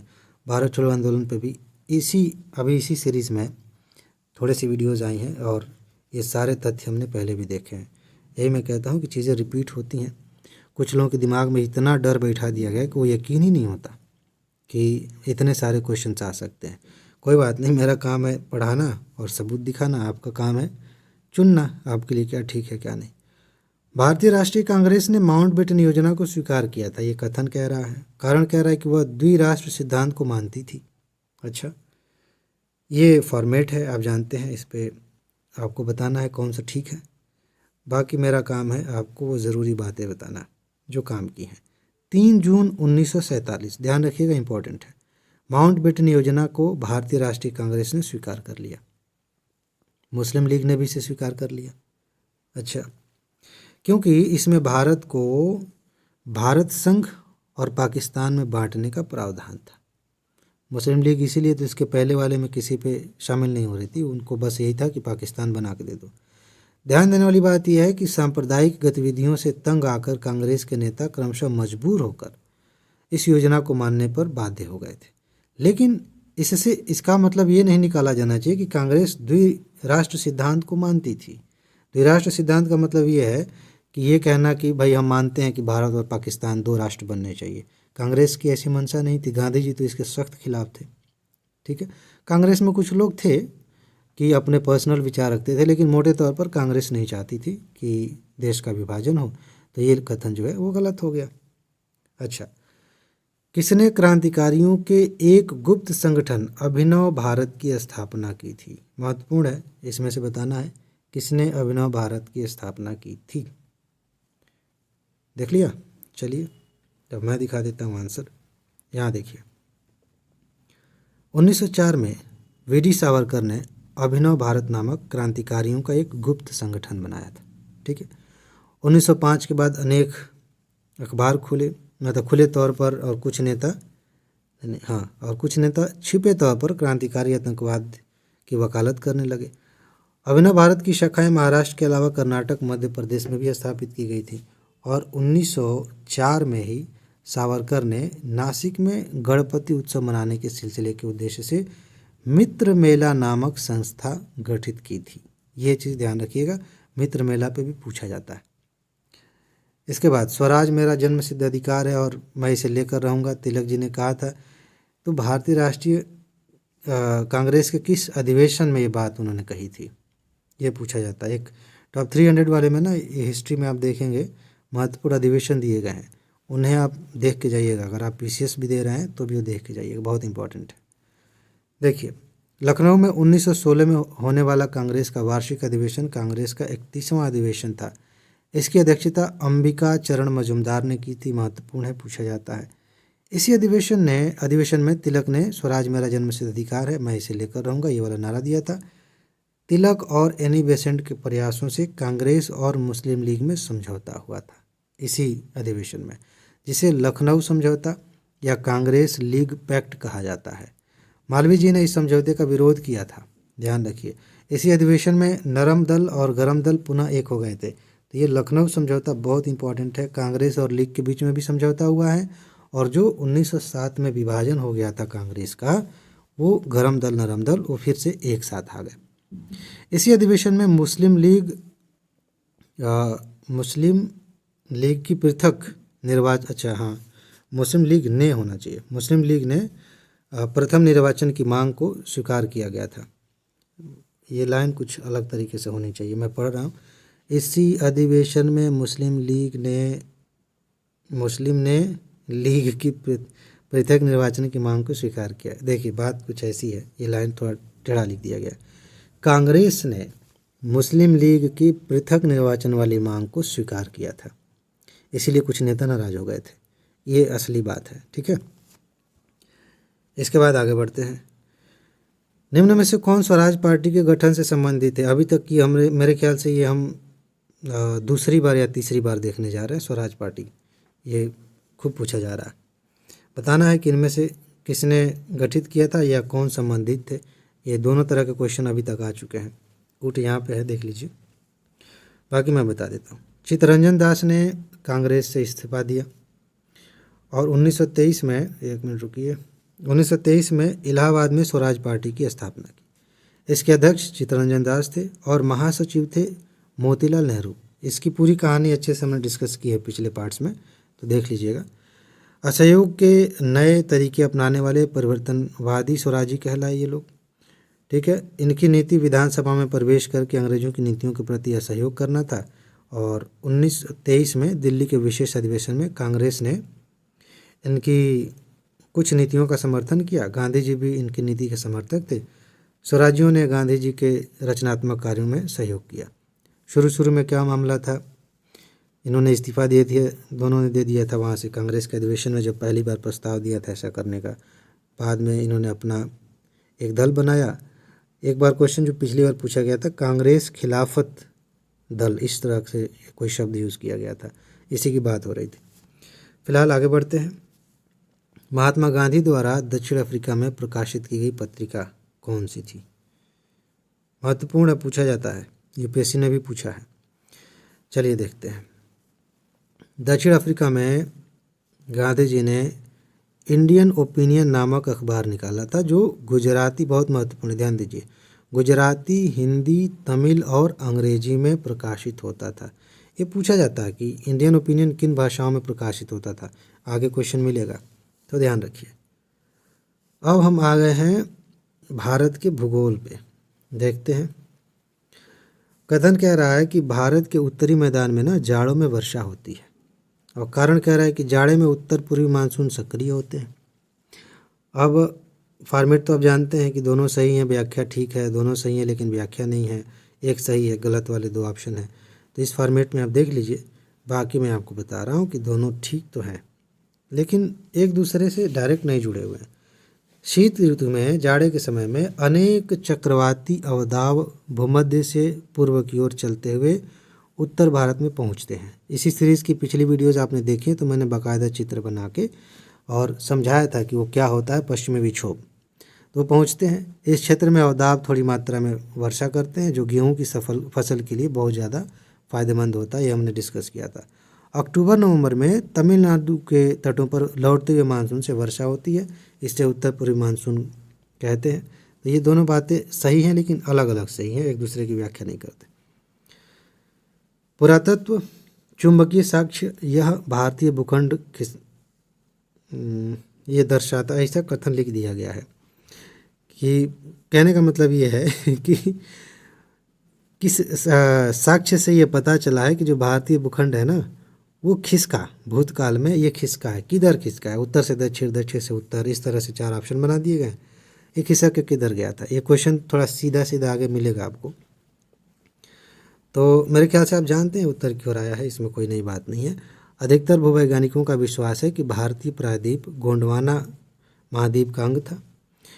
इसके उत्तर की ओर सरकने और मध्य एशियाई पठार से टकराने के लिए परिणाम स्वरूप ही, टकराने के लिए नहीं, ये टकराया, उसके परिणाम स्वरूप तैथिस सागर से हिमालय का जन्म हुआ। ये बात है, ठीक है। इसके बाद यहाँ देखिए, कथन कह रहा है कि भारत एक मानसूनी देश है। अच्छा, उच्च हिमालय इसे जलवायु संबंधी विशेषता प्रदान करता है। अब बात तो ठीक लग रही है, आप बताइए कि व्याख्या हो रही है कि नहीं। चलिए देख लेते हैं, अगर आपने ये चुना है तो सही है। देखिए, उच्च हिमालय भारत को जलवायु संबंधी विशिष्टता प्रदान करता है। ये भी शायद मैंने सिखाया था, अगर मैं प्रायद्वीपीय हिस्सा बना दूं ऐसे, तब जानते हैं कि इधर हिमालय है। अगर हिमालय नहीं होता तो बचपन में आपने पढ़ा, इधर से ठंडी हवाएं आती है, यहाँ तक पहुँचती और फिर मानसून जैसा मामला नहीं होता। फिलहाल ग्रीष्मकाल में हिमालय दक्षिण पश्चिमी जलवाष्प युक्त मानसूनी हवाओं को रोककर, क्योंकि इधर से हवाएं जाएंगी तो न रोकेगा, पर्याप्त वर्षा कराता है, जबकि यह शीतकाल में साइबेरिया की शीतल हवाओं को रोककर देश को अपेक्षाकृत गर्म रखता है। यही कारण है कि देश का अधिकांश भाग कर्क रेखा के ऊपर अर्थात शीतोष्ण कटिबंध में स्थित है, किंतु यहाँ जलवायु उपोष्ण और उष्णकटिबंधीय है।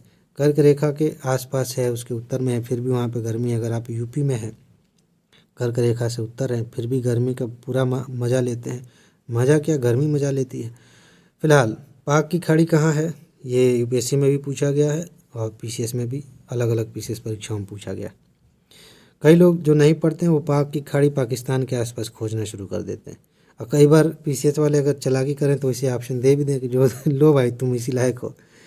खैर, देख लिया आपने, यहाँ देखिए, पाक की खाड़ी मन्नार की खाड़ी और बंगाल की खाड़ी के बीच में है। ये कहाँ पे है, आप जब भारत ऐसे मैप में देखेंगे तो यहाँ पे ये श्रीलंका है, ये है बंगाल की खाड़ी, और इधर है पाक की खाड़ी बीच में, सॉरी मन्नार की खाड़ी ये वाली है और बंगाल की खाड़ी इधर है, इनके बीच में पाक की खाड़ी है।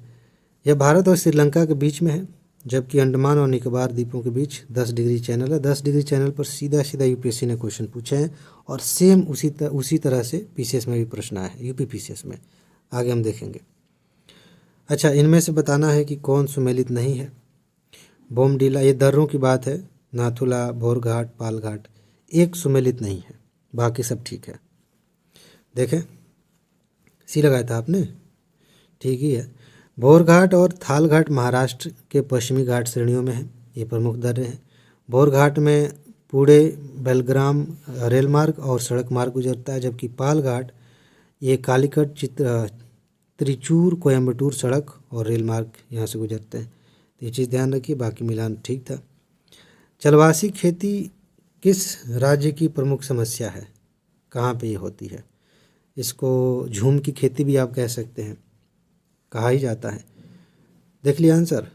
आइए, कृषि के सबसे आदिम स्वरूप को स्थानांतरित कृषि कहते हैं, जो अभी भी देश के कुछ भागों में है।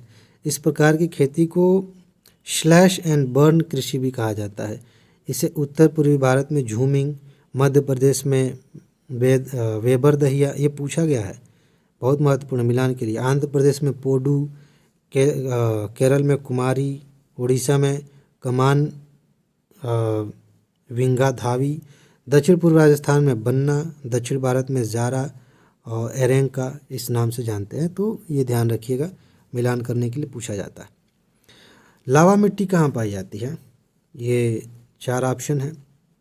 ये भारत का नक्शा लगभग बना दिया मैंने, ये आसान होता है, तुरंत ऊपर का बनाएंगे टाइम लगेगा। और इसी में आप लोकेट करिए कि कहाँ मालवा का पठार है, या मालवा का पठार यहाँ है या यहाँ है। कई बार हमें सिर्फ ये पता चल जाए कि कौन सा लोकेशन कहाँ है तो आंसर आसानी से मिल जाता है, क्योंकि उसकी कहानियाँ हमने पहले से पढ़ी हैं। फिलहाल कहीं मैंने आपको उत्तर तो नहीं बता दिया देखिए, ज्वालामुखी द्वारा निकले लावा से बनी मिट्टी को लावा मिट्टी, कपासी मिट्टी, काली मिट्टी, रेगुर मिट्टी कहते हैं। और यूपीएससी ने इस पर कम से कम 4 क्वेश्चन पूछे होंगे पिछले 10 सालों में। यूपी पीसीएस में कितने बार क्वेश्चन आए हैं काली मिट्टी पे, आप देख लेंगे इसी सीरीज़ में। ध्यान रखिएगा, कहने का मतलब बहुत इंपॉर्टेंट है। इस प्रकार की मिट्टी भारत के कुल भौगोलिक क्षेत्रफल के 30% भाग पर फैली हुई है। यह मिट्टी मध्य प्रदेश के मालवा पठार, गुजरात, मध्य प्रदेश, महाराष्ट्र, आंध्र प्रदेश में पाई जाती है। ठीक है, अब सूचियाँ दी गई हैं कौन सी चीज़ कहाँ पाई जाती है, और ये अयस्क की बात हो रही है, तो देख लीजिए, मिला लीजिए। और मेरे ख्याल से इसका कूट नहीं होगा, तो आप मिला के मन ही मन देख लीजिए, बाकी मैं यहाँ बता देता हूँ। उड़ीसा मैग्नीज के उत्पादन और भंडारण दोनों में आगे है। जस्ते का संपूर्ण उत्पादन राजस्थान में ही लगभग होता है। साथ ही राजस्थान एस्बेस्टस के उत्पादन में भी बहुत आगे है। जबकि निकेल के उत्पादन में उड़ीसा पहले स्थान पे है। ठीक है ना। अब फिर सूची दी गई है, कोयला, तांबा, लोहा, चांदी। इसका मैंने कूट आपको दिया है, तो एक बार मिला लीजिए कि ये खाने हैं, किस खान में क्या निकाला जाता है, तो देख लीजिए, बाकी मैं बताता हूँ। देखिए, कोयला तलचर है उड़ीसा में, वहाँ से। तांबा खेतड़ी है राजस्थान में, वहाँ से। लोहा लौह अयस्क कुद्रेमुख कर्नाटक में है। और चांदी जो है जावर की खान से निकाली जाती है, राजस्थान में है। ये पूछा गया है, कई बार पूछा गया, ध्यान रखिए। एक ही लाइन है लेकिन बहुत महत्वपूर्ण है।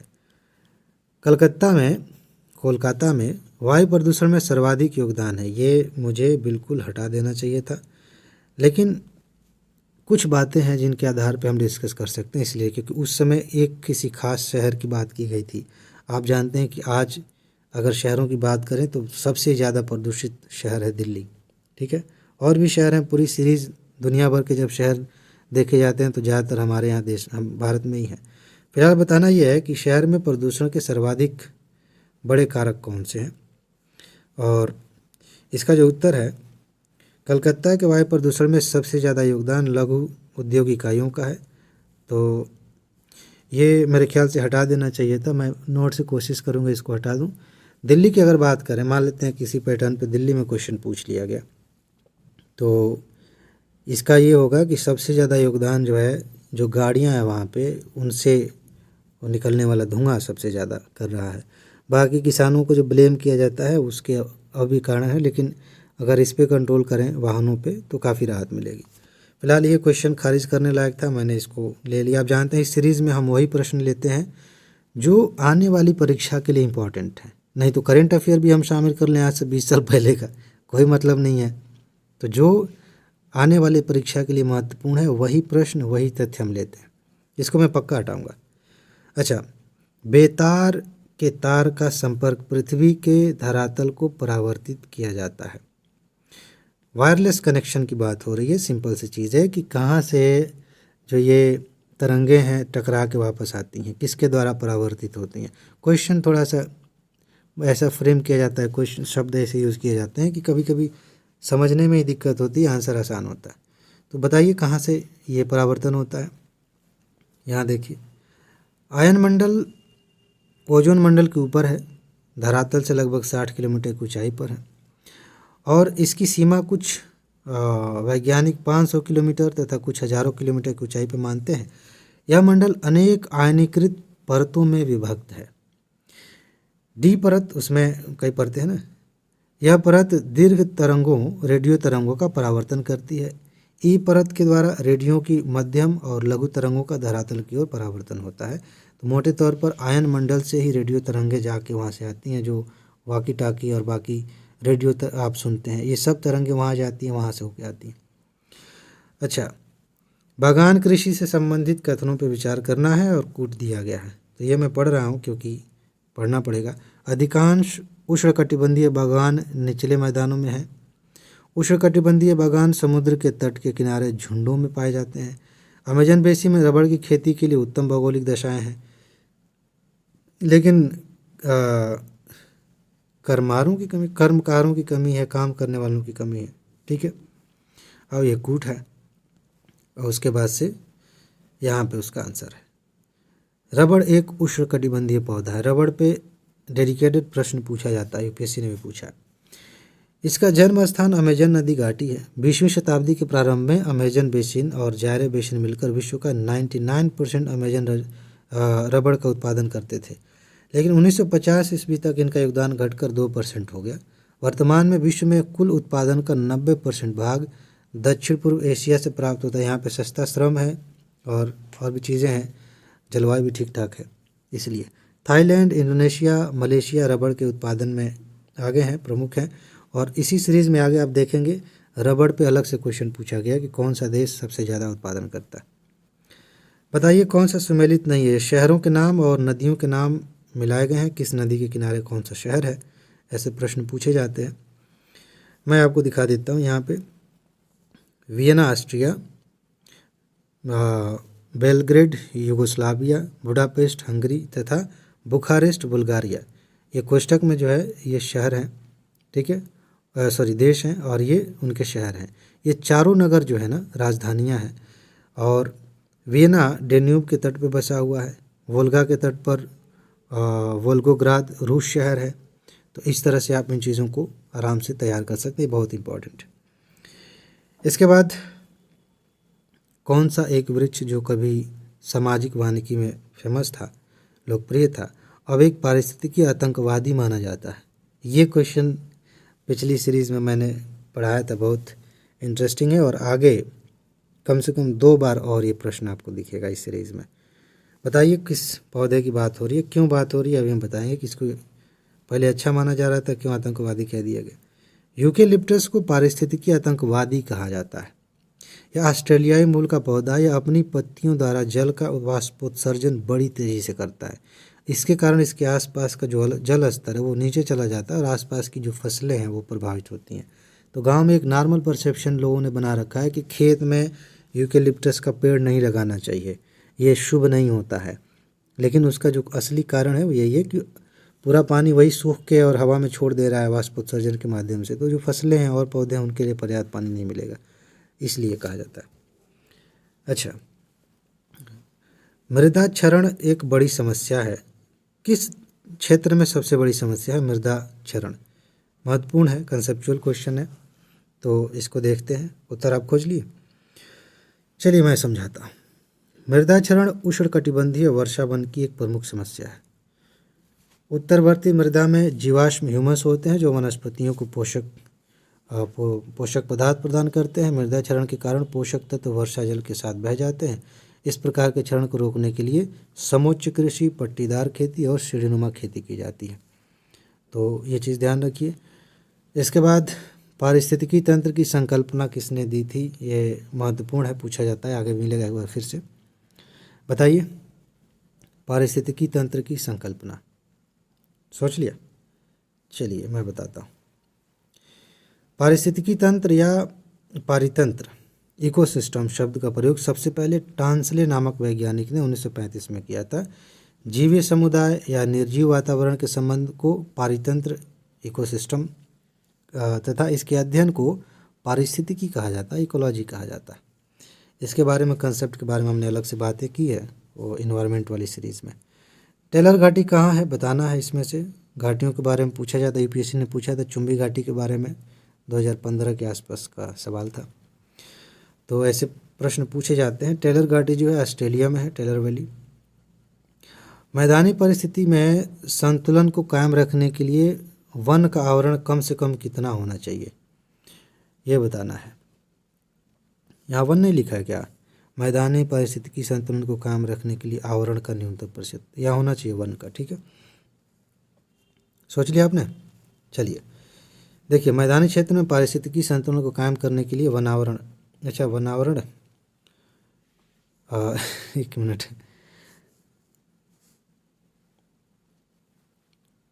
हाँ ठीक, तो मुझे लगा मैंने ही गलत पढ़ लिया, वहाँ पे सिर्फ आवरण लिखा था। तो वनावरण का जो है न्यूनतम परसेंट 33% होना चाहिए। हमारी सरकार ने भी यही लक्ष्य टारगेट करके रखा है सालों से, और वो टारगेट ही है, बस कब लगेगा पेड़ उतना पता नहीं। अच्छा, फिलहाल इसी बहाने मैं कह दूं कि आपसे एक रिक्वेस्ट है कि कम से कम ज़िंदगी में एक पेड़ तो ज़रूर लगाइएगा, चाहे आप कितने भी व्यस्त हों, चाहे कितने भी आपको लगे कि ज़िंदगी में समय नहीं मिल रहा है, मेरे पास ज़मीन नहीं है, कहाँ लगाऊं, कहीं भी लगा दीजिएगा, एक पेड़ लगाइएगा। और कम से कम उसकी सेवा तब तक कीजिएगा जब तक वो अपने पैरों पे खड़ा ना हो जाए, उसे किसी हवा पानी से, किसी जानवर से खतरा ना हो कि टूट जाए या सूख जाए। आप देखेंगे आपको बहुत अच्छा महसूस होगा, ये बहुत ज़रूरी है। तो ये मैंने थोड़ा सा अलग से रिक्वेस्ट कर दिया, शायद हो सकता है कि किसी एक व्यक्ति को बात समझ में आ जाए और कभी फुर्सत में मन करे कि चलो एक पेड़ लगा देते हैं। चलिए वापस, अफ्रीका में निम्नांकित देशों में से किसमें सघन उष्णार्ध वन पाए जाते हैं? तो ये थोड़ा सा डीप हो गया। अभी मैं कह सकता हूँ कि इस तरह के प्रश्न कम से कम पीसीएस में नहीं आते कि अफ्रीका की जलवायु के विशेष क्षेत्र के बारे में पूछा जाए, लेकिन ठीक है मैंने शामिल किया है तो थोड़ा डिस्कस कर लेते हैं। आप चाहें तो थोड़ा इसको इग्नोर कर सकते हैं। तो इस प्रकार के उष्णकटिबंधीय वर्षावन जलवायु प्रदेश या सघन उष्णार्ध वन विषुवत रेखा के दोनों ओर 50 से 100 तक पाए जाते हैं। अब क्या, कौन सा तक, किलोमीटर होना चाहिए था अफ्रीका के कांगो नदी के घाटी और गिनी तट इसी प्रकार के जलवायु के अंतर्गत आते हैं। तो ये थोड़ा सा बस उसके लिए कंसेप्ट बनाने के लिए, लेकिन यूपीएससी के लिए इम्पोर्टेंट है। यूपीएससी के लिए हम जलवायु के सारे प्रदेशों को देखते हैं, कौन सी वनस्पतियाँ कहाँ पाई जाती हैं, ये प्रश्न खूब पूछे जाते हैं। तो वो विस्तार से समझने के लिए वहाँ पे हमने कवर किया टॉप 300 में। फिलहाल भ्रंश घाटी से बहने वाली नदी इनमें से बताना है कौन है। एक नदी भारत की भी है ऑप्शन में, इसका मतलब ये नहीं कि यही सही होगी। देखिए, सामान्य रूप से रिफ्ट घाटी लंबी और संकरी लेकिन अत्यधिक गहरी होती है। राइन नदी की रिफ्ट घाटी एक प्रमुख रिफ्ट घाटी है जो बेसल और बिंजेन नगरों के बीच में इतने किलोमीटर की लंबाई और इतने किलोमीटर की चौड़ाई में फैली है। संसार की सबसे लंबी रिफ्ट घाटी जॉर्डन नदी की घाटी लाल सागर की बेसिन में होती है। जिम्बाब्वे नदी तक इतना की लंबाई में विस्तृत है। तो ये लंबाई अगर मत याद रखिएगा, बस नदी और घाटी याद रखिए। इसके बाद संसार का सबसे व्यस्ततम महासागरीय मार्ग कौन सा है। ये महासागरों की बात कही गई है, इसमें कौन सबसे ज़्यादा बिजी है। चलिए, ये थोड़ा सा आपके लिए कठिन हो सकता था। यह मार्ग संसार के दो सर्वाधिक विकसित प्रदेशों कनाडा के पूर्वी भाग और उत्तर अमेरिका कनाडा के पूर्वी भाग और संयुक्त राज्य अमेरिका को पश्चिमी यूरोप से जोड़ता है। आपने ऑप्शन देख लिया भी वाला ना, ये अटलांटिक महासागर के ऊपर की उत्तरी भाग की बात हो रही है। यह बहुत महत्वपूर्ण और व्यस्त जलमार्ग है। दोनों ही रूटों पर अच्छे पत्तनों तथा पोताश्रयों की सुविधा है। उत्तरी अटलांटिक प्रदेश का विदेशी व्यापार संचार शेष सम्मिलित व्यापार से अधिक है। तो इसी की बात हो रही थी। चलिए, अब बताना है कि इनमें से कौन गलत मिलाया गया। समुद्री धाराएं हैं और महासागर हैं, कौन कहाँ पाई जाती है धारा। ठीक है, तो देखते हैं। दक्षिणी अमेरिका पश्चिमी तट के सहारे दक्षिण से उत्तर दिशा में प्रवाहित होने वाली ठंडी धारा को पेरू धारा या हम्बोल्ट की धारा कहते हैं। इस धारा का संबंध दक्षिण पूर्वी प्रशांत महासागर से। जरा ध्यान से देखिए, वो दक्षिण पूर्वी नहीं लिखा था, दूसरा था। ठीक है ना, इसलिए बी गलत था। और हमारे क्वेश्चन के हिसाब से सही उत्तर भी वही था, क्योंकि पूछा गया था गलत क्या है। लवणता की सबसे ज़्यादा मात्रा कहाँ पाई जाती है, हमने डिस्कस किया है, रिपीट किया गया क्वेश्चन है इसी सीरीज़ में। तो बताइए, यहाँ देखिए, एक चीज़ मैं आपको बता दूँ, ये परसेंटेज लिखा गया ना, परसेंटेज नहीं होना चाहिए था। पिछले वीडियो में मैंने बताया था, परसेंटेज का मतलब होता है 100 में से कितना, प्रतिशत। लेकिन इसका मतलब होता है एक यहाँ पे और 2 गोले यहाँ पर, 3 बिंदु हो गए टोटल मिला के, ये पर 1000, पार्ट पर 1000 इसको कहा जाता है। लेकिन ठीक है, ये आ गया है तो समझने के लिए समझ लीजिए, लेकिन ये टेक्निकली ये गलत है। बाकी मात्रा सही है। तुर्की की वान झील विश्व की सबसे अधिक खारी झील है। वान झील में 330 पार्ट पर 1000 लवणता पाई जाती है। मृत सागर में इतना, और कृष्ण सागर या काला सागर में इतना, बाल्टिक सागर में इतना पाया जाता है। ठीक है, इसके बाद आगे बढ़ते हैं। बताना है कौन सा सुमेलित नहीं है। ये औद्योगिक शहर है। और ये क्या है जी, बर्मिंघम के आगे कुछ मिलाया नहीं गायब हो गया, कोई बात नहीं। देखिए, बर्मिंघम ग्रेट ब्रिटेन लोहा और इस्पात उद्योग के लिए प्रसिद्ध है, न कि जलपोत निर्माण के लिए। इस लाइन को पढ़ के आप समझ सकते हैं, उसके आगे यही था। ठीक है, जलपोत निर्माण नहीं था, मतलब नहीं है, ये उसके आगे दिया गया होगा, कट गया। संयुक्त राज्य अमेरिका में डेट्रॉयट ऑटोमोबाइल उद्योग का महत्वपूर्ण केंद्र है। इस तरह के क्वेश्चन पूछे जाते हैं इकोनॉमिक ज्योग्राफी में। यूएसए के कुल मोटर कार और वाहनों का 30% निर्माण होता है। मैग्नीटोगोर्स्क लोहा तथा इस्पात उद्योग के लिए और जोहान्सबर्ग सोना खनन के लिए प्रसिद्ध है। ये चीज़ ध्यान रखिए। इसके बाद संसार में तांबे का सबसे ज़्यादा उत्पादन कहाँ पे होता है। ये 4 ऑप्शन है, दिनांक से बता दीजिए तो सोच लिया। देखिए, चिली तांबे का सबसे बड़ा उत्पादन करने वाला देश है। चिली के बाद संयुक्त राज्य अमेरिका का स्थान है। तांबे का प्रयोग विभिन्न प्रकार के मिश्र धातु बनाने में किया जाता है, जिससे तांबा और टीन के मिश्रण से कांसा बन जाता है, और तांबा तथा जस्ते के मिश्रण से पीतल बन जाता है। ठीक है, इसके बाद संसार का सबसे ज़्यादा चाय का निर्यात करने वाला देश कौन सा है।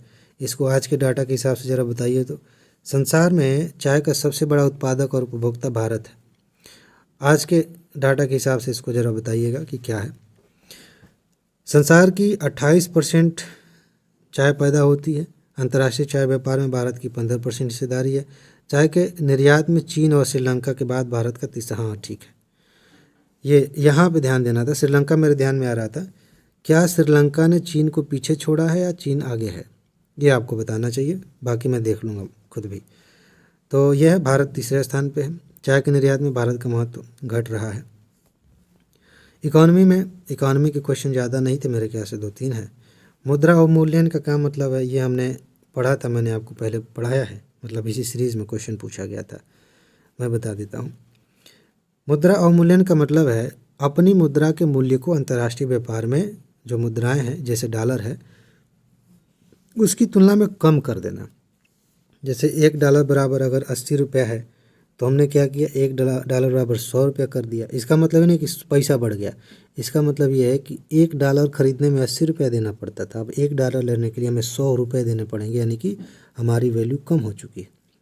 तो ऐसा करना, इसका परिणाम ये होता है कि विदेश से आयात महंगा हो जाता है। बाहर से कोई चीज़ डॉलर में खरीदेंगे, हमें ज़्यादा पैसे देने पड़ेंगे, महंगा हो गया।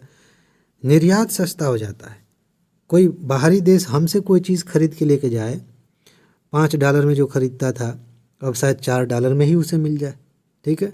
तो हमारे यहाँ से निर्यात सस्ता हो जाएगा, ज़्यादा चीज़ें बाहर जाएंगी तो फिर हमें विदेशी मुद्रा मिलेगी, तो ये फ़ायदा कर सकता है अवमूल्यन।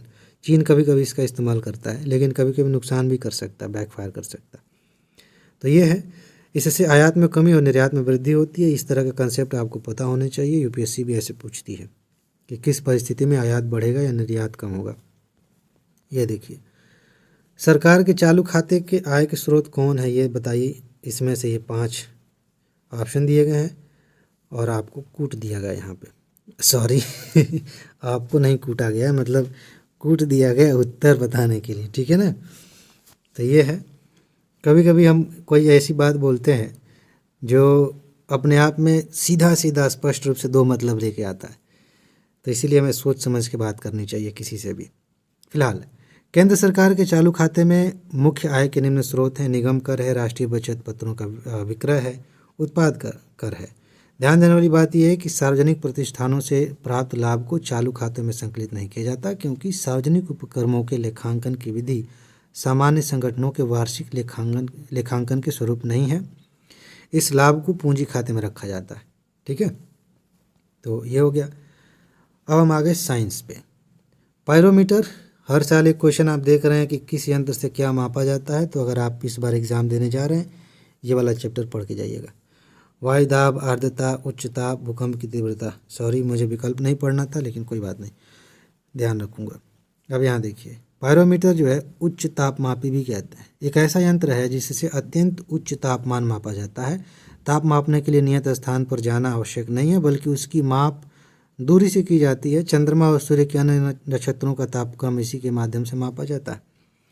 वायुदाब मापने का यंत्र बैरोमीटर है। भूकंप की तीव्रता मापने का यंत्र जो है सिस्मोग्राफ होता है। वायुमंडल की आर्द्रता मापने के लिए हाइग्रोमीटर होता है।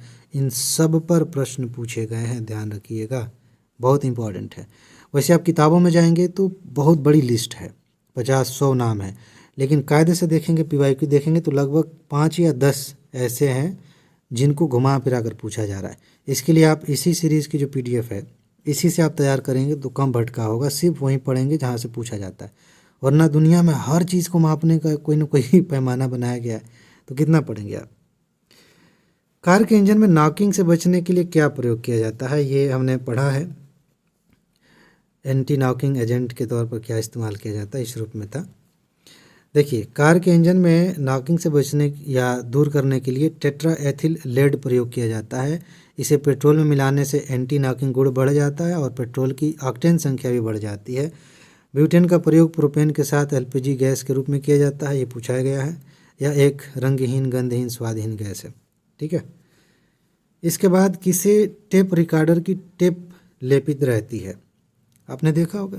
टेप रिकॉर्डर देखा आपने, वो गाढ़ा लाल, या यूँ कहें कि, छोड़िए, आपने देखा होगा उसका मुझे ध्यान नहीं आ रहा कि कौन सा कलर कहते हैं उसको। तो ये टेप रिकॉर्डर की टेप किससे रंगी गई होती है, ये बताना है आपको। देखिए, फेरोमैग्नेटिक चूर्ण का प्रयोग टेप रिकॉर्डर के कैसेट में ध्वनि अभिलेखन के लिए किया जाता है। प्लास्टिक के टेप पर इसे लेप दिया जाता है। नीला थोथा जिसे कॉपर सल्फेट कहते हैं। जिंक ऑक्साइड एक सफ़ेद पाउडर है जिसे लिंक वाइट या चाइनीज़ वाइट कहा जाता है। जिंक वाइट कहना चाहिए था इसको, ठीक है। इसका प्रयोग जिंक मरहम के रूप में औषधियों में होता है। रबर उद्योग में यह पूरक के रूप में प्रयुक्त होता है। पारा सफ़ेद रंग का चमकने वाला भारी द्रव है, आप जानते हैं। इसका प्रयोग थर्मामीटर में किया जाता है। तो ये प्रयोग आपको पता होने चाहिए। कच्ची चीनी को रंगहीन करने के लिए चारकोल का प्रयोग किया जाता है। कौन सा चारकोल जो एकदम सफ़ेद हो जाती है उसकी वजह से?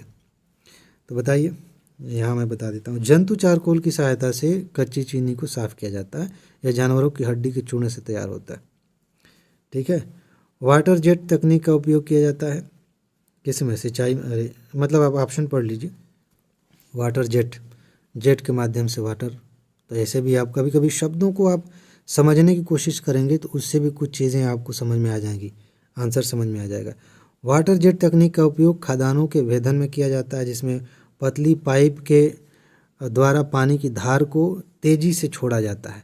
बहुत तेज़ धार से जाता है वो, उससे एक मैंने कोई वीडियो देखा था जिसमें बता रहा था कि कितना प्रेशर से पानी को अगर छोड़ा जाए तो किसी भी चीज़ को काट सकता है, हीरे को भी काट सकता है, ठीक है।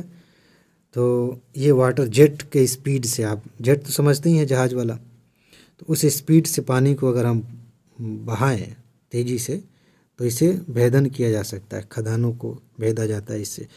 तो फिलहाल ये है। इसके बाद ऊर्जा रूपांतरणों में किसके द्वारा प्रकाश संश्लेषण की क्रिया संपादित होती है? ये सिंपल है, ऑप्शन पढ़िए, पटाख से आंसर बता दीजिए। मैं यहाँ बता देता हूँ। प्रकाश संश्लेषण की क्रिया में हरे पौधे प्रकाश की ऊर्जा को रासायनिक ऊर्जा में बदलते रहते हैं, ठीक है। इसके बाद सूचियाँ दी गई हैं, बीमारियाँ हैं और उनका असर कहाँ होता है ये बताना है, ठीक है। ये एक्स्ट्रा है, मेरे ख्याल से इसका मैंने कूट हटा दिया है, तो आप यहीं पे मिला लीजिए और मैं आपको आंसर बता देता हूँ। मलेरिया रक्त कोशिकाएं प्रभावित होती हैं। फाइलेरिया से लसिका ग्रंथि प्रभावित होती है और इंसेफ्लाइटिस से मस्तिष्क प्रभावित होता है और ल्यूकीमा बोन मैरो से अस्थि मज्जा प्रभावित होती है, ल्यूकीमिया। मलेरिया और डेंगू निम्नलिखित में से क्या उभयनिष्ठ नहीं है? इन दो बीमारियों में क्या खास बात नहीं है कि बुखार होता है या मच्छर काटने से दोनों होते हैं? मानव प्रजाति में दोनों हो सकते हैं, मच्छर की प्रजाति, अच्छा मच्छर की प्रजाति और मच्छर की काट दोनों अंतर वाली बातें हैं। यहाँ कहने का मतलब है कि एक ही प्रजाति के मच्छर से दोनों बीमारियाँ होती हैं, और यहाँ कहने का मतलब है कि मच्छर के काटने से, कोई भी मच्छर हो सकता है, उसके काटने से होती हैं। मैं इस पर डिस्कस कर रहा हूँ, क्या इन्हीं दोनों में से कोई है? हाँ। मच्छरों के से फैलने वाले रोग: मलेरिया मादा एनाफिलीज मच्छर द्वारा, डेंगू बुखार क्यूलेक्स एंडीज एजिप्टी के काटने से, एंडीज एजिप्टी आपने सुना होगा। फाइलेरिया, एंडीज, ल्यूकीमा, एनाफिलीज, ये तीनों के द्वारा होता है, ठीक है, फाइलेरिया। तो ये चीज़ ध्यान रखिए। अतः मलेरिया और डेंगू बुखार फैलाने वाले पृथक पृथक प्रजाति के मच्छर होते हैं, ये चीज़ ध्यान रखें। और इसी के साथ आज का लेक्चर समाप्त हुआ। आपका काम क्या है कि इस वीडियो को देखने के बाद फिर से एक बार इसे रिवाइज़ करिएगा ताकि चीज़ें अच्छे से ध्यान में रहें। और समय कम है, जल्दी से आप ये सारी चीज़ें तैयार करना चाहते हैं तो जल्दी से कमेंट में जाइए। सबसे ऊपर पिन किया हुआ कमेंट है, उस पर एक लिंक है, बेसिकली एक वीडियो का लिंक है जिसमें मैंने विस्तार से बताया कि यूपीएससी के लिए, पीसीएस के लिए, आरओ के लिए कौन कौन सी नोट्स मिल रही हैं।